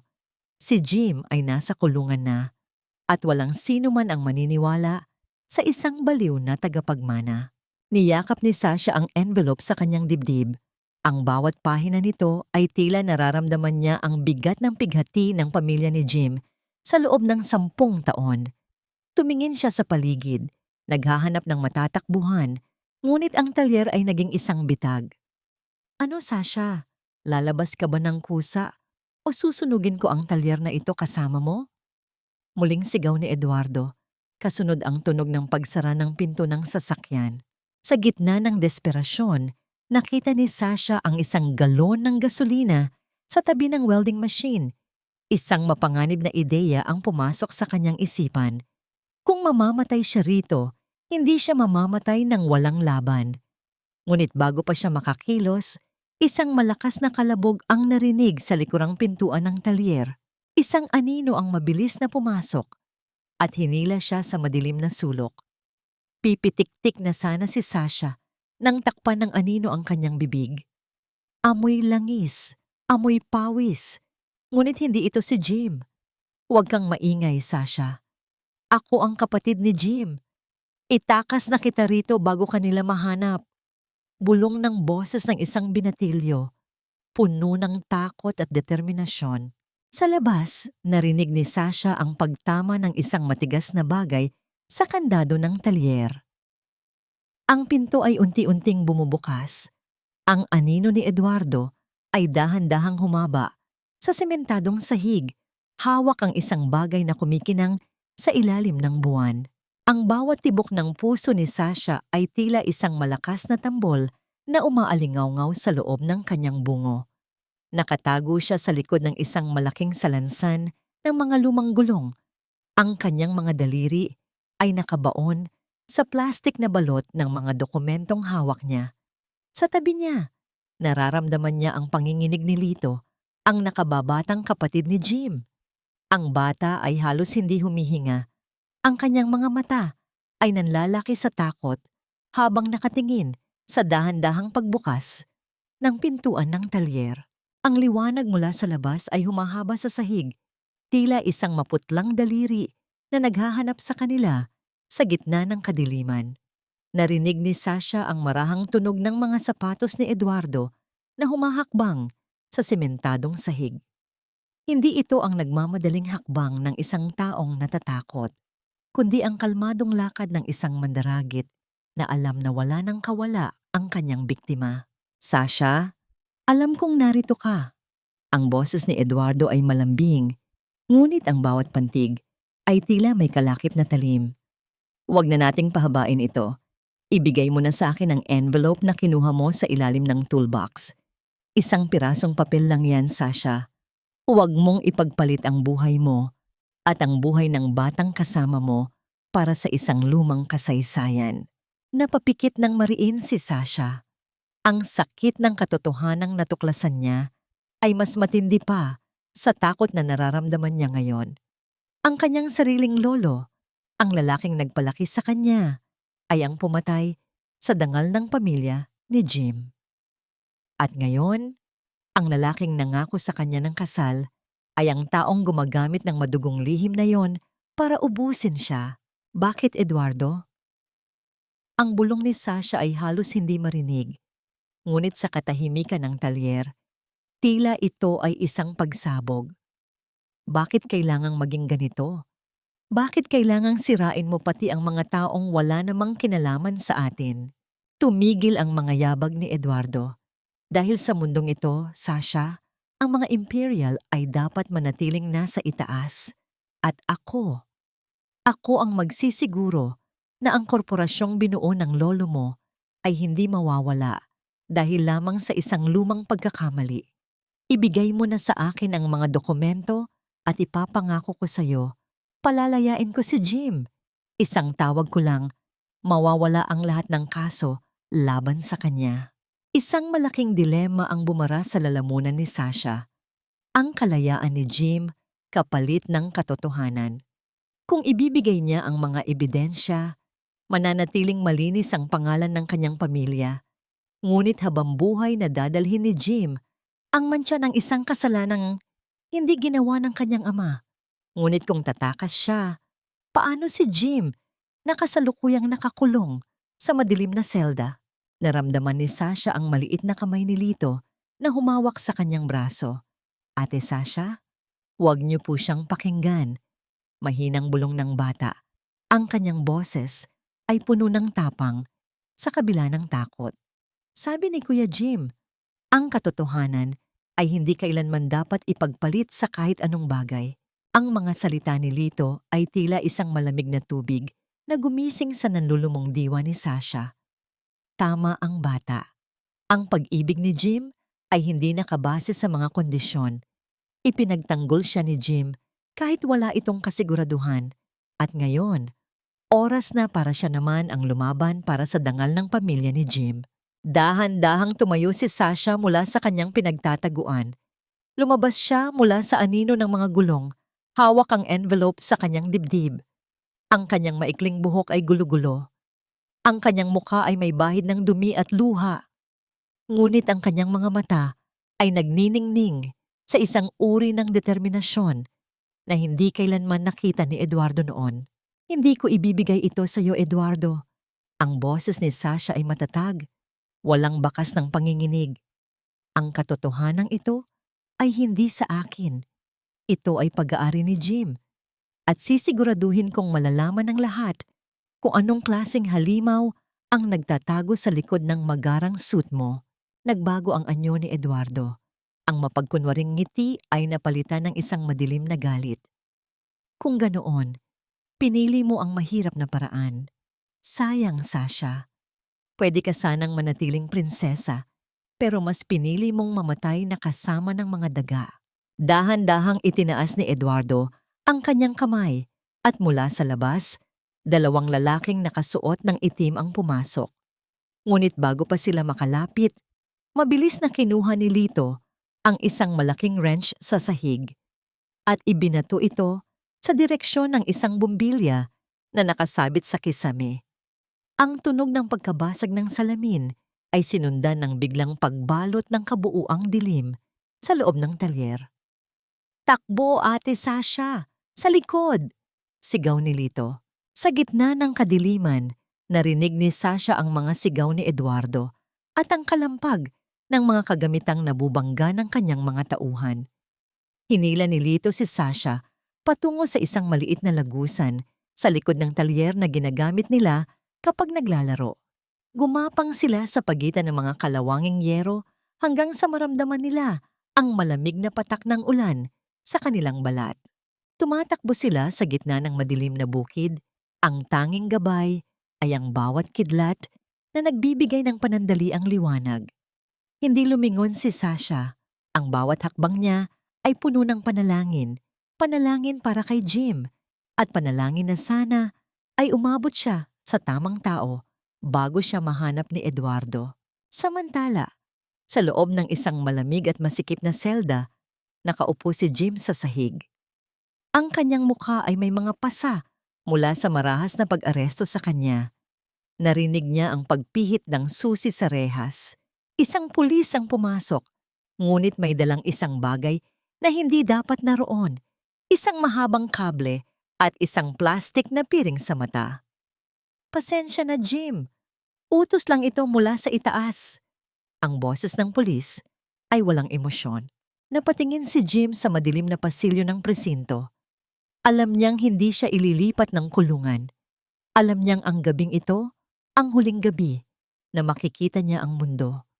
Ngunit sa kabila ng panganib, ang huling imahe sa kanyang isipan ay ang mukha ni Sasha, ang prinsesang natuto ng lumaban. "Sasha, tumakbo ka. Huwag kang titigil." Ang huling bulong ni Jim bago siya dinala sa kadiliman. "Tapos na ang oras mo, Jim. Masyado ka ng maraming alam at masyado ring malalim ang pagkakasangkot mo sa isang babaeng hindi mo naman kapantay." Ang boses ng pulis ay walang emosyon, tila isang robot na nagbabasa ng isang hatol na hindi na mababago. Sa loob ng madilim na pasilyo ng presinto, malayo sa mga mata ng publiko, naramdaman ni Jim ang malamig na haplos ng kable sa kanyang leeg. Nakapiring ang kanyang mga mata. Ngunit ang lahat ng kanyang ibang pandama ay naging matalas. Naririnig niya ang mabilis at kinakabahang paghinga ng pulis, ang tunog ng ulan na humahampas sa bubong na yero at ang sarili niyang pintig ng puso na tila isang orasan na malapit ng huminto. Plano ni Eduardo na palabasing isa lamang itong trahedya. Isang bilanggo raw na hindi na nakayanan ang bigat ng sitwasyon at kusang sumuko sa buhay. Malamig na sabi ng pulis habang unti-unting binabanata ng higpit ang kable sa kanyang mga kamay. Sa kabila ng panganib, hindi takot ang nanaig sa puso ni Jim. Sa halip, ang mukha ni Sasha ang huling imaheng binuo ng kanyang isipan. Ang kanyang mga mata na dati ay puno ng yabang, ngunit ngayon ay puno na ng malasakit. Kung ito na ang dulo ng kanyang kalsada, tatanggapin niya ito. Basta't alam niyang ligtas ang babaeng nagturo sa kanya kung paano muling magmahal sa gitna ng pait ng nakaraan. "Gawin mo na." Bulong ni Jim, ang kanyang boses ay kalmado at puno ng dignidad na hindi kayang tapatan ng anumang kapangyarihan. Ngunit tandaan mo, ang katotohanan ay parang langis sa tubig. Kahit anong gawin mong paglubog, lulutang at lulutang iyan. Samantala, sa gitna ng madilim at maputik na bukirin, tila isang sugatang usa na tumatakbo si Sasha. Ang bawat hakbang niya ay isang labanan laban sa pagod at gutom. Ang kanyang duster ay punit-punit na. Ang kanyang mga paa ay may mga sugat mula sa matatalim na damo. Ngunit ang envelope na nakayakap sa kanyang dibdib ay tila nagbibigay sa kanya ng hindi maipaliwanag na lakas. "Ate Sasha, hindi ko na kaya." Ang hikbi ni Lito ay nagpapatigil sa mundo ni Sasha. Ang bata ay natisod sa putikan. Ang kanyang maliit na katawan ay nanginginig sa matinding ginaw at takot. Mabilis na lumuhod si Sasha sa putikan at niyakap ang bata. "Sandali na lang, Lito. Konting tiis na lang. Kailangan nating makarating sa kalsada. Kailangan nating iligtas ang kuya mo." Tumingala si Sasha sa madilim na langit. Ang ulan ay tila walang balak tumigil. Naramdaman niya ang matinding pag-uusig ng konsensya. Ang lahat ng ito, ang paghihirap ni Jim, ang takot ni Lito, ang pagkamatay ng kanilang ama, ay nagsimula sa kasakiman ng kanyang sariling dugo. Ang pamilyang imperial na dati ay ipinagmamalaki niya ay tila isang malaking sumpa na sumisira sa bawat buhay na mahawakan nito. "Patawad, Jim! Patawad!" Bulong ni Sasha habang hinahaplos ang basang buhok ni Lito. Biglang isang maliwanag na headlight ang tumama sa kanila mula sa direksyon ng kalsada. Nanigas si Sasha. Eduardo? Ang kanyang mga tauhan? Sinubukan niyang itago si Lito sa likod ng malalagong talahib. Ngunit ang sasakyan ay huminto at isang pamilyar na boses ang narinig niya. "Sasha? Sasha Imperial, ikaw ba yan?" Isang matandang lalaki ang bumaba mula sa isang lumang daip. Ito si Mang Canor, ang dating driver ng kanyang lolo na tinanggal ni Elena noong nakaraang taon. Sa gitna ng dilim, ang mukha ni Mang Canor ay tila isang anghel na bumaba mula sa langit. "Mang Canor, tulungan niyo po kami. Si Jim. Papatayin nila si Jim sa presinto." Ang biyaya ng boses ni Sasha ay puno ng desperasyon. Mabilis silang isinakay ni Mang Canor sa jeep. Habang binabaybay ang daan patungo sa kabihasnan, mabilis na inilahad ni Sasha ang lahat. Ang katotohanan tungkol sa aksidente 10 taon na ang nakalilipas, ang pagtataksil ni na Elena at Eduardo, at ang banta sa buhay ni Jim. "Alam ko ang tungkol sa aksidenteng yon, Sasha," sabi ni Mang Canor habang mahigpit na nakahawak sa manibela. "Nakita ko ang ulat bago ito itinago ng lolo mo. Hindi ko kayang itama ang mali noon dahil natatakot ako para sa pamilya ko. Pero ngayon, hindi ko nahahayaang may mamatay pang muli." Sa loob ng presinto, ang kable ay nagsisimula nang sumakal sa leeg ni Jim. Ang kanyang hininga ay nagiging madalang. Ang dilim sa kanyang paningin ay unti-unting lumalalim. Ngunit bago pa siya tuluyang mawalan ng malay, isang malakas na tunog ng pagbagsak ng pintuan ang narinig sa buong gusali. "Bitawan mo siya. May dalang utos ang korte at ang media." Ang boses na yon ay hindi kay Sasha. Ito ay boses ng isang babaeng reporter na kilala sa katapangan. Kasunod ang pagpasok ni Sasha na hawak-hawak ang envelope kasama si Mang Canor at ang mga cameraman na nagliliwanag ang mga flash. Nabitawan ng pulis ang kable. Ang takot ay lumipat mula sa biktima patungo sa salarin. Dahan-dahang tinanggal ni Sasha ang piring sa mga mata ni Jim. Nang magtagpo ang kanilang mga mata, ang lahat ng pait, hirap at takot ay tila naglaho. "Jim, nandito na ako. Hindi kita pababayaan." Ang boses ni Sasha ay puno ng pag-ibig at tagumpay. Niyakap ni Sasha si Jim nang napakahigpit sa harap ng mga kamera. Sa harap ng mundong dati ay nanghusga sa kanila.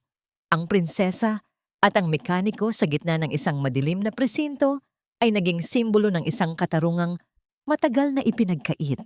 Ngunit sa labas ng presinto, sa loob ng isang itim na sasakyan, nakatingin si Eduardo.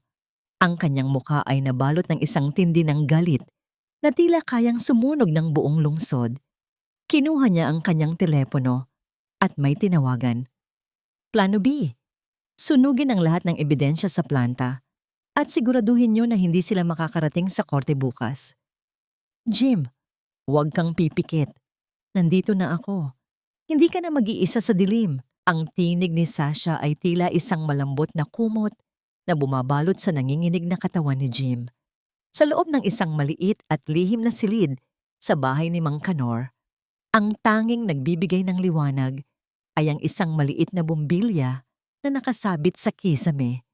Ang amoy ng antiseptic at gasa ay humahalo sa amoy ng ulan na nanunuot mula sa labas. Dahan-dahang pinupunasan ni Sasha ang mga sugat sa leeg ni Jim, ang mapulang marka na iniwan ng kable na muntik nang kumuha sa buhay nito. Ang bawat pagdampi ng bulak sa balat ni Jim ay nagdudulot ng bahagyang pag-ungol mula sa lalaki. Ang bawat paglunok niya ay tila may mga tinik na humahadlang sa kanyang lalamunan, isang malupit na paalala ng hapit ng kamatayan. "Patawad, Jim. Patawad dahil sa akin. Kailangan mong pagdaanan ang lahat ng ito. Bulong ni Sasha. Ang kanyang mga mata, na dati ay puno ng kislap ng mga alahas, ngayon ay puno ng mga luha ng pagsisisi at pagmamahal. Ang kanyang mga kamay ay nanginginig, hindi dahil sa takot, kundi dahil sa tindi ng emosyong pilit niyang kinakalaban. Hinawakan ni Jim ang kamay ni Sasha para patigilin ito sa panginginig. Ang kanyang mga daliri, na dati ay puno ng lakas sa pag-aayos ng makina, ngayon ay tila nanlalambot, ngunit puno pa rin ng katatagan. Sasha, tignan mo ako. Hindi mo ito kasalanan.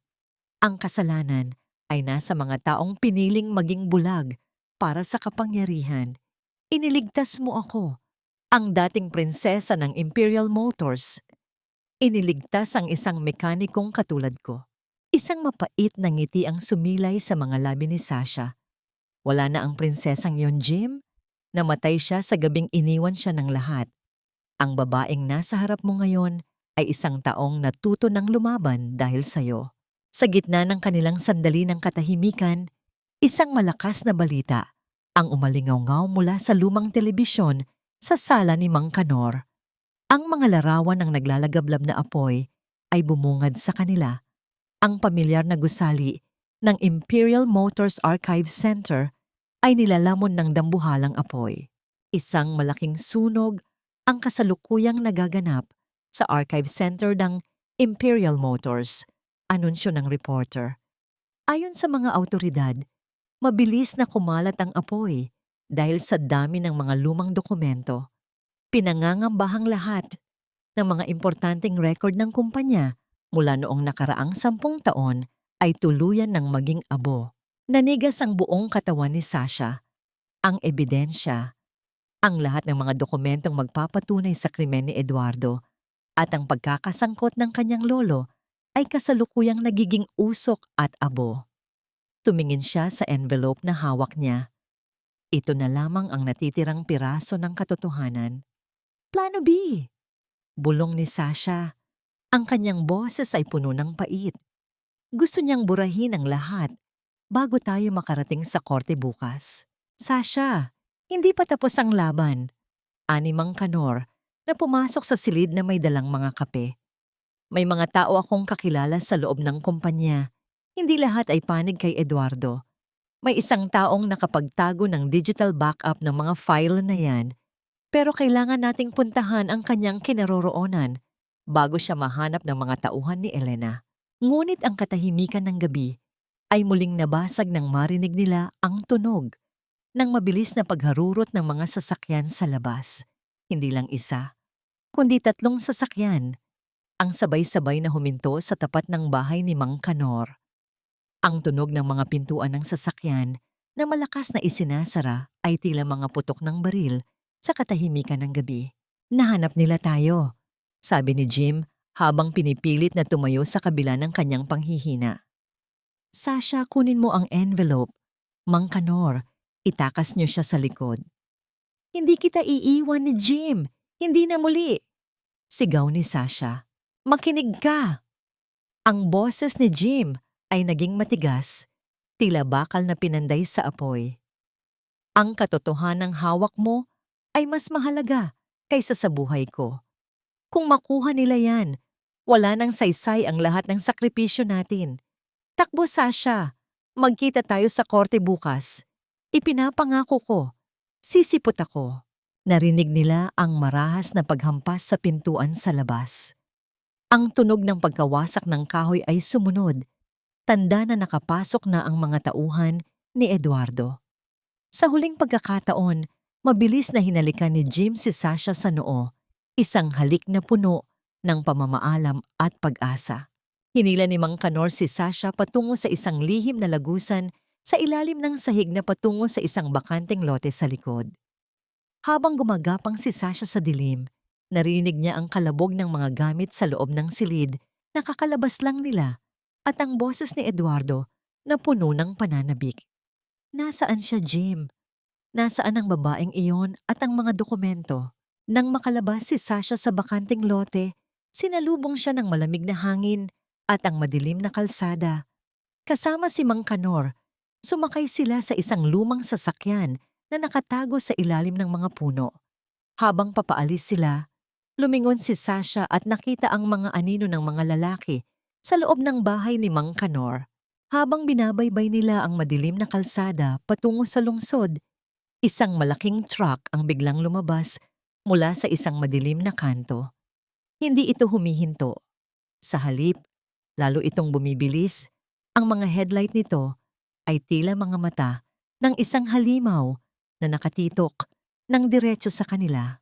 Ang tunog ng nagigit-gitang gulong sa semento ay umalingaw-ngaw habang sinisikap ni Mang Kanor na iwasan ang dambuhalang sasakyan, ngunit huli na ang lahat.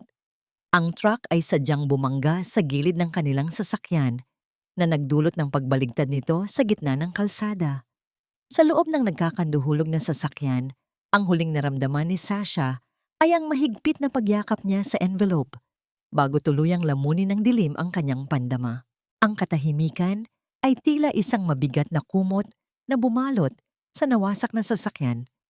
Ang tanging naririnig ay ang dahan-dahang pagtulo ng likido mula sa makina at ang mahinang pag-ugong ng hangin sa madilim na kalsada.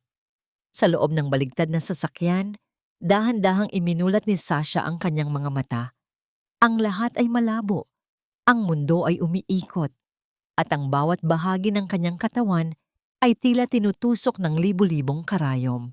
Naramdaman niya ang malapot na init sa kanyang noo na dahan-dahang dumadaloy sa kanyang pisngi. Ngunit sa kabila ng pagkahilo, may isang bagay na hindi binitiwan ng kanyang mga kamay. Ang envelope. Nakayakap pa rin ito sa kanyang dibdib, gusot at may bahid ng dumi. Ngunit buo pa rin. Mang Kanor! Ang bulong ni Sasha ay tila isang hangin na naghahanap ng katarungan. Tiningnan niya ang driver, ngunit ang matanda ay nakasandal na sa manibela. Walang malay at may mga sugat na dulot ng pagkabasag ng salamin. Narinig ni Sasha ang tunog ng mga yabag sa labas. Mabibigat na hakbang sa tuyong damo. Ang pinto ng sasakyan na malapit sa kanya ay marahas na hinila, na lumikha ng tunog ng nagkiskisang bakal. Isang pares ng makintab na sapatos ang huminto sa tapat ng kanyang paningin. Matigas talaga ang ulo mo, Sasha. Ang boses ni Eduardo ay malamig, tila galing sa ilalim ng lupa. Yumuko siya para silipin ang loob ng sasakyan. Ang kanyang muka ay walang bakas ng awa. Tila isang estranghero ang taong dati ay nangakong mamahalin siya habang buhay. Ibigay mo na sa akin ang envelope na yan. Huwag mo nang pahirapan ang sarili mo. Tignan mo ang nangyari sa matandang ito dahil sa'yo. Hindi. Ang boses ni Sasha ay galing sa pinakamalalim na bahagi ng kanyang kaluluwa. Sinubukan niyang gumalaw, ngunit ang kanyang binti ay naipit sa ilalim ng dashboard. Ang hapdi ay halos magpawalang malay sa kanya. Ngunit ang galit na nananalaytay sa kanyang mga ugat ang nagpapanatili sa kanyang gising. Hinding-hindi ko ito ibibigay sa isang mamamatay taong tulad mo. Ngumisi si Eduardo, isang ngising puno ng kasamaan. Mamamatay tao? Ang tawag ko rito ay negosyo, Sasha. Isang negosyo na hindi mo kailanman naintindihan. Kung hindi mo ibibigay ng kusa, kukunin ko ito sa paraang mas masakit para sa'yo. Inabot ni Eduardo ang braso ni Sasha at marahas na hinila ang envelope. Napasigaw si Sasha sa sakit nang madamay ang kanyang sugatang balikat. Sa gitna ng pakikipag-agawan, ang envelope ay napunit at ang mga dokumento ay nagkalat sa maduming sahig ng kalsada. Tignan mo ang ginawa mo! Bulyaw ni Eduardo. Sinimulan niyang pulutin ang mga papel. Ang kanyang mga kamay ay nanginginig sa takot na baka may makakita sa kanya. Ngunit sa sandaling iyon, ang katahimikan ng gabi ay muling nabasag. Isang malakas na liwanag mula sa isang paparating na motorsiklo ang tumama sa kanila. Ang driver ay mabilis na huminto at bumaba. Ito si Jim. Ang kanyang mga kamay ay may mga bahid pa ng dugo mula sa pakikipaglaban sa mga tauhan ni Eduardo sa bahay ni Mang Kanor, ngunit ang kanyang mga mata ay nagniningning sa determinasyon. Eduardo, bitawan mo siya. Ang sigaw ni Jim ay umalingaw-ngaw sa buong kalsada. Jim? Paanong hindi natapos ni Eduardo ang kanyang sasabihin nang mabilis siyang sugurin ni Jim? Ang dalawang lalaki ay nagpuno ng galit sa bawat suntok at tulak. Ang putik ay tumatalsik sa kanilang mga damit habang nagbubuno sila sa gitna ng daan. Samantala, ginamit ni Sasha ang pagkakataon. Kahit na nahihirapan, pilit niyang hinila ang kanyang sarili palabas ng sasakyan. Gumapang siya sa semento, tinitipon ang bawat pahina ng mga dokumentong nagkalat. Ang bawat paggapang ay isang pagdurusa. Ang bawat hininga ay isang pakikipaglaban sa kamatayan. Nang makuha niya ang huling pahina, ang dokumentong may orihinal na pirma ni Eduardo, naramdaman niya ang isang malamig na dulo ng bakal sa kanyang sentido. Tumigil ka, Sasha, o itatapos ko ang kwento mo rito mismo. Ang boses ay hindi kay Eduardo. Ito ay kay Elena. Nakatayo siya sa gilid, hawak ang isang maliit na baril. Ang kanyang mga mata ay puno ng tindi ng inggit at puot. Elena, bakit? Hikbi ni Sasha habang nakatingala sa babaeng itinuring niyang ina. Dahil mula noong dumating ako sa pamilyang ito, ikaw lang ang nakaharang sa akin. Sigaw ni Elena. Ikaw ang mahal ng lolo mo. Ikaw ang tagapagmana ng lahat. Pero ngayon, ako na ang may hawak ng baraha. Tumingin si Sasha kay Jim na kasalukuyang pinipigilan ng mga tauhan ni Eduardo na kadarating lang. Ang lahat ng kanilang pinaghirapan, ang lahat ng sakripisyo ni Jim ay tila mauuwi sa wala. Ang katotohanan ay hawak na niya. Ngunit ang buhay nila ay nasa dulo ng isang gatilyo. Sige, Elena, ituloy mo. Matatag na sabi ni Sasha, nananatiling kalmado kahit nakaharap sa kamatayan. Tapusin mo ang buhay ko kung gusto mo. Pero huli na ang lahat. Ang lihim tungkol sa ama ni Jim ay nasa kamay na ng media. Bago pa kami umalis, naipakalat na ni Mang Kanor ang mga kopya ng ebidensya sa mga pangunahing himpilan ng balita. Kahit mawala ako ngayong gabi, hindi na ninyo mabubura ang katotohanan. Habang buhay ng mababahiran ng kahihiyan ang pangalan ng pamilya ninyo. Nanlaki ang mga mata ni Elena. Ang kanyang kamay na humahawak sa baril ay nagsimulang manginig. Sa di kalayuan, ang tunog ng maraming sirena ng pulis ay nagsisimula ng marinig, palapit ng palapit. Ang kanilang mga asul at pulang ilaw ay aandap-andap sa mga puno. Ano? Nagsisinungaling ka! Hiyaw ni Elena. Ngunit bago pa siya makakalabit, isang mabilis na pagkilos ang ginawa ni Jim. Nagawa niyang makawala sa mga tauhan at tumalon patungo kay Sasha para protektahan ito. Isang putok ng baril ang umalingaw-ngaw sa gabi, kasunod ng isang nakabibinging katahimikan. Dahan-dahang tumingin si Sasha kay Jim. Ang mukha ng lalaki ay malapit sa kanya. Ang kanyang mga mata ay puno ng pag-aalala. Ngunit may isang bahagi ng kanyang damit na nagsisimula nang magkaroon ng madilim na mantsa. Jim! Hindi! Jim! Ang sigaw ni Sasha ay tila isang pagpunit sa langit. Ang bawat segundo ay tila naging isang oras sa pandaman ni Sasha. Ang usok mula sa sasakyan, ang amoy ng sunog na goma, at ang malapot na init ng dugo ni Jim na dumadaloy sa kanyang mga daliri ay lumikha ng isang senaryo ng impyerno sa gitna ng kalsada. Ang mundong dati ay umiikot sa kislap ng mga diamante ay tuluyan ng gumuho at ang tanging natitira ay ang lalaking nakahiga sa kanyang mga bisig. Ang mekanikong nagturo sa kanya kung paano mabuhay ng may dangal. Jim, huwag kang pipikit. Tumingin ka sa akin, please. Ang hiyaw ni Sasha ay tila isang pagsusumamo sa langit na punong-puno ng madidilim na ulap. Ang kanyang mga luha ay pumatak sa maputlang mukha ni Jim, humahalo sa pawis at dumi ng kalsada.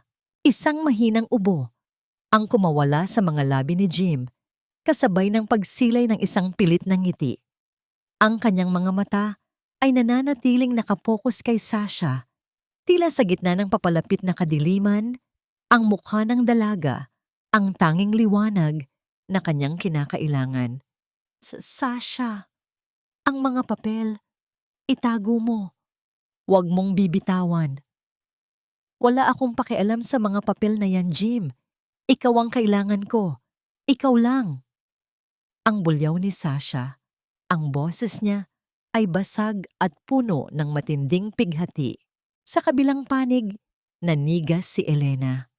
Ang baril sa kanyang kamay ay dahan-dahang bumaba habang ang kislap ng mga asul at pulang ilaw ng mga pulis ay naglalaro sa kanyang mukha. Ang kanyang mga mata na dati ay puno ng puot ay napalitan ng isang tindi ng takot. Alam niyang sa sandaling ito, ang kanyang marangyang mundo ay tuluyan ng maglalaho. Hindi ko sinasadya. Siya ang humarang. Siya ang may kasalanan. Ang sigaw ni Elena ay tila isang desperadong pagtatangka na baluktutin ang katotohanan sa huling pagkakataon. Ngunit ang mga kamera ng mga reporter na kasunod ng mga pulis ay nakatutok na sa kanya. Kinukuha ang bawat detalye ng kanyang pagkawasak. Mabilis na bumaba ang mga operatiba. Ang tunog ng mga sapatos na tumatakbo sa semento at ang mga utos na huminto ay pumuno sa paligid. Dinakma ng mga pulis si Eduardo na sinusubukang tumakas sa madilim na bahagi ng bukid, habang si Elena ay dahan-dahang pinalibutan. Ang kanyang baril ay kinuha nang walang anumang paglaban. Sasha Imperial, ligtas ka na, sabi ng isang opisyal habang sinusubukang alisin si Sasha sa pagkakayakap kay Jim. Huwag niyo akong hawakan. Tulungan niyo siya. Dalhin niyo siya sa ospital. Ang hysterical na utos ni Sasha. Ang dating prinsesa ng Imperial Motors ay wala na. Ang nasa harap nila ay isang babaeng handang pumatay at mamatay para sa hustisya. Habang isinasakay si Jim sa ambulansya, dahan-dahang tumayo si Sasha. Ang kanyang duster ay punit-punit, ang kanyang mukha ay may bahid ng dugo at putik. Ngunit ang kanyang tindig ay tila isang reynang handang bawiin ang kanyang kaharian. Nilapitan niya sina Elena at Eduardo na kasalukuyang pinoposasan. Tingnan niyo ang mukha ko. Ang boses ni Sasha ay mababa, malamig, at puno ng isang uri ng kapangyarihan na hindi nabibili ng pera. Ito ang mukha ng babaeng binalak ninyong ubusin, pero nakalimutan ninyo ang isang bagay. Ang ginto ay mas lalong kumikinang kapag idinadaan sa apoy. Bukas, sa harap ng korte at sa harap ng buong bansa, sisiguraduhin kong ang bawat patak ng dugo ni Jim at ang bawat luhang ibinuhos ng pamilya niya ay babayaran ninyo ng habambuhay na pagdurusa. Dumura si Sasha sa paanan ni Elena, isang huling tanda ng kanyang matinding pagkasuklam. Pagkatapos ay tumalikod siya at sumakay sa ambulansya, hindi binibitawan ang kamay ni Jim habang ang sasakyan ay mabilis na humarurot palayo. Ang tunog ng sirena ay tila isang sigaw ng pagsisimula ng kanyang paghihiganti. Sa loob ng ospital, habang hinihintay ang operasyon ni Jim, naupo si Sasha sa malamig na silya ng pasilyo. Doon niya binuksan ang envelope na dugo-dugo na. Sa gitna ng mga dokumento, may isang maliit na sulat kamay ni Jim na hindi niya napansin kanina. Sasha, kung binabasa mo ito, sana ay malaya ka na. Hindi kita minahal dahil sa yaman mo, kundi dahil sa tapang na nakita ko sa likod ng iyong mga mata. Ano man ang mangyari, laging tandaan na ang pinakamahalagang bahagi ng isang sasakyan ay hindi ang makina, kundi ang driver na alam kung saan ang tamang daan. At ang daan mo ay patungo sa liwanag. Humikbi ng malakas si Sasha. Isiniksik ang sulat sa kanyang puso. Ngunit ang kanyang pag-iyak ay biglang natigil nang lumabas ang doktor mula sa operating room. Ang mukha ay nababalutan ng isang seryosong ekspresyon na nagpabaon ng kaba sa kanyang dibdib. Doc, kumusta siya? Please, sabihin niyong mabubuhay siya. Ang pakiusap ni Sasha ay tila isang panalangin na naghahanap ng kasagutan sa gitna ng kawalan. Tumingin ang doktor sa kanya. Isang mahabang sandali ng katahimikan ang namayani bago ito dahan-dahang nagsalita. Nagawa naming makuha ang bala, Miss Imperial. Malapit ito sa kanyang puso, ngunit milagrong hindi nito tinamaan ang anumang masaselang bahagi.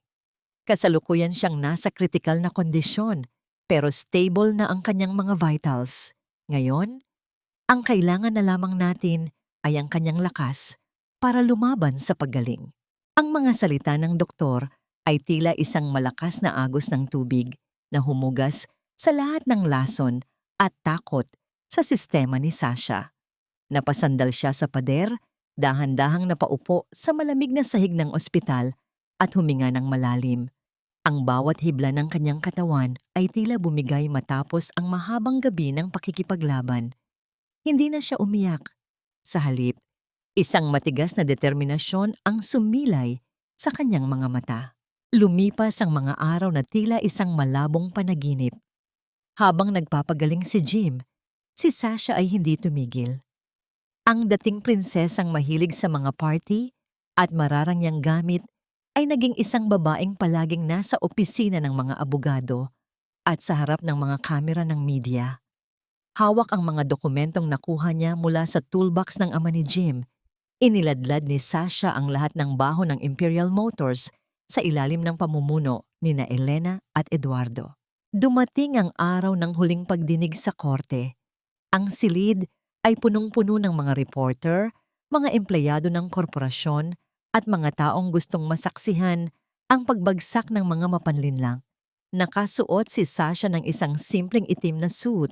Walang alahas, walang kolorete, tanging ang kanyang maikling buhok at ang kanyang matapang na tingin ang nagpapakita ng kanyang bagong pagkatao. Sa tapat niya, nakaupo sina Elena at Eduardo. Ang kanilang mga mukha ay wala ng bakas ng kayabangan.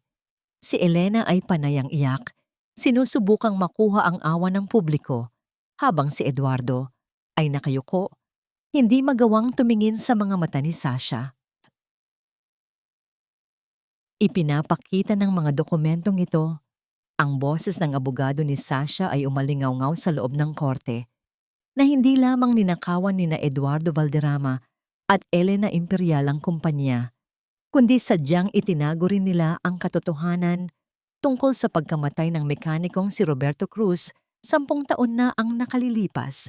Ginamit nila ang trahedyang ito para i-blackmail ang isa't isa at manipulahin ang pondo ng Imperial Motors. Tumayo si Sasha para magbigay ng kanyang huling pahayag.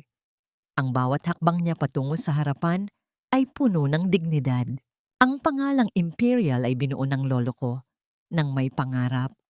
Simula ni Sasha, ang kanyang boses ay malinaw at matatag. Ngunit ang pangarap na yon ay nadungisan ng kasakiman. Akala ko noon, ang yaman ko ang nagbibigay sa akin ng halaga. Ngunit natutunan ko sa isang munting talyer, sa piling ng mga taong itinuturing ninyong walang silbi, na ang tunay na yaman ay nasa katapatan at sa lakas na tumayo para sa tama. Elena, Eduardo, kinuha ninyo ang lahat sa akin, pero ibinigay niyo sa akin ang pagkakataong mahanap ang tunay na Sasha at para doon, magbabayad kayo. Mamamamamamandaranin kayo. Ang tunog ng pagbagsak ng kahoy na gavel ng hukom ay tila isang hatol ng tadhana. Sila ay napatunayang guilty sa lahat ng kaso, estafa, falsification of documents, at attempted murder. Habang inilalabas sila ng mga pulis mula sa korte, hindi sila nilingon ni Sasha. Ang kanyang isipan ay nasa ibang lugar. Mabilis siyang nagtungo sa ospital. Pagpasok niya sa silid ni Jim, sinalubong siya ng amoy ng sariwang bulaklak at ang sikat ng araw na tumatagos sa bintana. Nakaupo na si Jim sa kama. Ang kanyang leeg ay may benda pa rin, ngunit ang kanyang mga mata ay buhay na buhay. Tapos na, Jim! Bulong ni Sasha habang dahan-dahang lumalapit sa kanya. Nakakuha na tayo ng katarungan. Ang pangalan ng tatay mo, malinis na. Ngumiti si Jim. Isang ngiting tila naghilom sa lahat ng sugat ni Sasha. Inabot niya ang kamay ng dalaga at hinawakan ito ng mahigpit. Salamat, Sasha. Pero alam mo, hindi lang ang pangalan ng tatay ko ang nalinis, pati ang puso ko. Nalinis mo na rin sa lahat ng galit at pait. Umupo si Sasha sa tabi ng kama at isinandal ang kanyang ulo sa balikat ni Jim. Naramdaman niya ang matatag na tibok ng puso ng lalaki, ang makina ng kanyang bagong buhay. Anong gagawin natin ngayon? Tanong ni Jim habang hinahaplos ang buhok ni Sasha. Aayusin natin ang mga bagay na sira, Jim. Sagot ni Sasha ng may ngiti. Sabi mo, di ba? Ang mga kamay mo ay para sa pag-aayos at ang Imperial Motors, kailangan nito ng isang bagong inhenyero at isang CEO na alam na ang halaga ng bawat sentimo at bawat patak ng pawis. Sa labas, ang langit ay maliwanag at ang hangin ay sariwa. Ang bagyo ay tuluyan ng lumipas, nag-iiwan ng isang mundong mas malinis at puno ng pag-asa. Lumipas ang 3 taon na tila isang dahan-dahang pag-ikot ng mga gulong sa isang kalsadang patungo sa kapayapaan. Ang sikat ng araw sa hapong iyon ay hindi na kasing talim ng dati. Sa halip, ito ay may dalang init na tila isang mahinhin na yakap sa muling binuksang talyer ni na Jim. Ngunit ang munting talyer na ito ay hindi na lamang isang taguan sa gitna ng unos. Ito na ngayon ang Cruise Imperial Technical Ether, isang institusyong itinatag ni na Sasha at Jim para sa mga kabataang nais matuto ng mekanika, ngunit walang sapat na kakayahan sa buhay. Nakatayo si Sasha sa gitna ng malawak na workshop, suot ang isang simpleng puting blusa na ang mga manggas ay dahan-dahang itinaas. Ang kanyang buhok ay mahaba na muli, ngunit mas pinipili niyang itali ito ng maayos, isang tanda ng kanyang pagiging abala sa pagpapatakbo ng kumpanya at ng kanyang buhay. Tiningnan niya ang kanyang mga kamay. Wala na rito ang kislap ng mga mamahaling diamante, ngunit mayroon itong mga maliliit na pilat at bahid ng itim na grasa na mas pinapahalagahan niya kaysa sa anumang alahas. Ang mga kamay na ito, na dati ay marunong lamang gumastos, ngayon ay marunong na ring bumuo at mag-ayos. Ate Sasha, tingnan mo po, napaandar ko na ang makina ng lumang jeep na ito. Ang masayang hiyaw ni Lito ay pumuno sa katahimikan ng hapon. Ang binatilyo ay isa na sa mga pinakamahusay na mag-aaral sa center, bit-bit ang pangarap na itinanim ng kanyang kapatid. Ngumiti si Sasha at dahan-dahang lumapit sa bata. Magaling, Lito. Tandaan mo ang sinabi ni Kuya Jim mo. Ang bawat tunog ng makina ay may kwento. Kailangan mo lang matutong makinig. Sa kabilang bahagi ng gusali, lumabas si Jim mula sa isang formal na opisina. Nakasuot siya ng isang malinis na polo shirt at sa kanyang dibdib ay nakasabit ang isang lisensya. Isang ganap na siyang inhenyero. Ang kanyang mga hakbang ay matatag at ang bawat taong nadadaanan niya ay bumabati ng may tapat na paggalang. Hindi na siya ang mekanikong nagtatago sa anino ng kahirapan. Siya na ang chief engineer ng Imperial Motors, ang taong nagbalik ng kalidad at dangal sa bawat sasakyang lumalabas sa kanilang planta. Nagtagpo ang kanilang mga mata sa gitna ng workshop. Isang mahabang sandali ng katahimikan ang namayani, ngunit ito ay isang katahimikang puno ng mga salitang hindi na kailangang bigkasin. Sa bawat sulyap, nandoon ang alaala ng gabing bumabagyo, ang hapdi ng sampal ni Elena, at ang init ng kable sa leeg ni Jim. Ngunit higit sa lahat, nandoon ang pasasalamat. Tapos na ang board meeting, Sasha. Mahinahong sabi ni Jim habang dinalhan siya ng isang baso ng malamig na tubig. Inaprubahan na nila ang bagong safety protocols. Wala nang sasakyan ang lalabas sa planta natin na may depektong makina. Wala nang pamilya ang mawawala ng mahal sa buhay dahil sa kasakiman. Salamat, Jim. Salamat sa pananatili sa tabi ko. Bulong ni Sasha habang dahan-dahang hinahawakan ang kamay ng lalaki. Ang mga daliri ni Jim ay mayroon pa ring kalyo. Isang bagay na itinuturing ni Sasha na pinakamagandang bahagi ng kanyang pagkatao. Sa di kalayuan, nakaupo si Lola Amor sa isang bagong tumba-tumba sa ilalim ng puno ng mangga. Pinagmamasdan niya ang kanyang mga apo nang may ngiti sa mga labi. Ang kanyang pamilya ay buo, ang kanilang tahanan ay matatag, at ang utang na loob na dati ay nagbibigay ng bigat ay naging isang bukal ng pagpapala para sa marami. Napag-alaman ni Sasha na ang pagpapatawad ay hindi nangangahulugang paglimot, kundi ang pagpili na huwag nang hayaang kontrolin ng nakaraan ang iyong bukas. Pinatawad na niya si Elena at Eduardo, hindi dahil nararapat sila rito, kundi dahil kailangan ng kanyang puso ng kapayapaan para muling magmahal ng buo.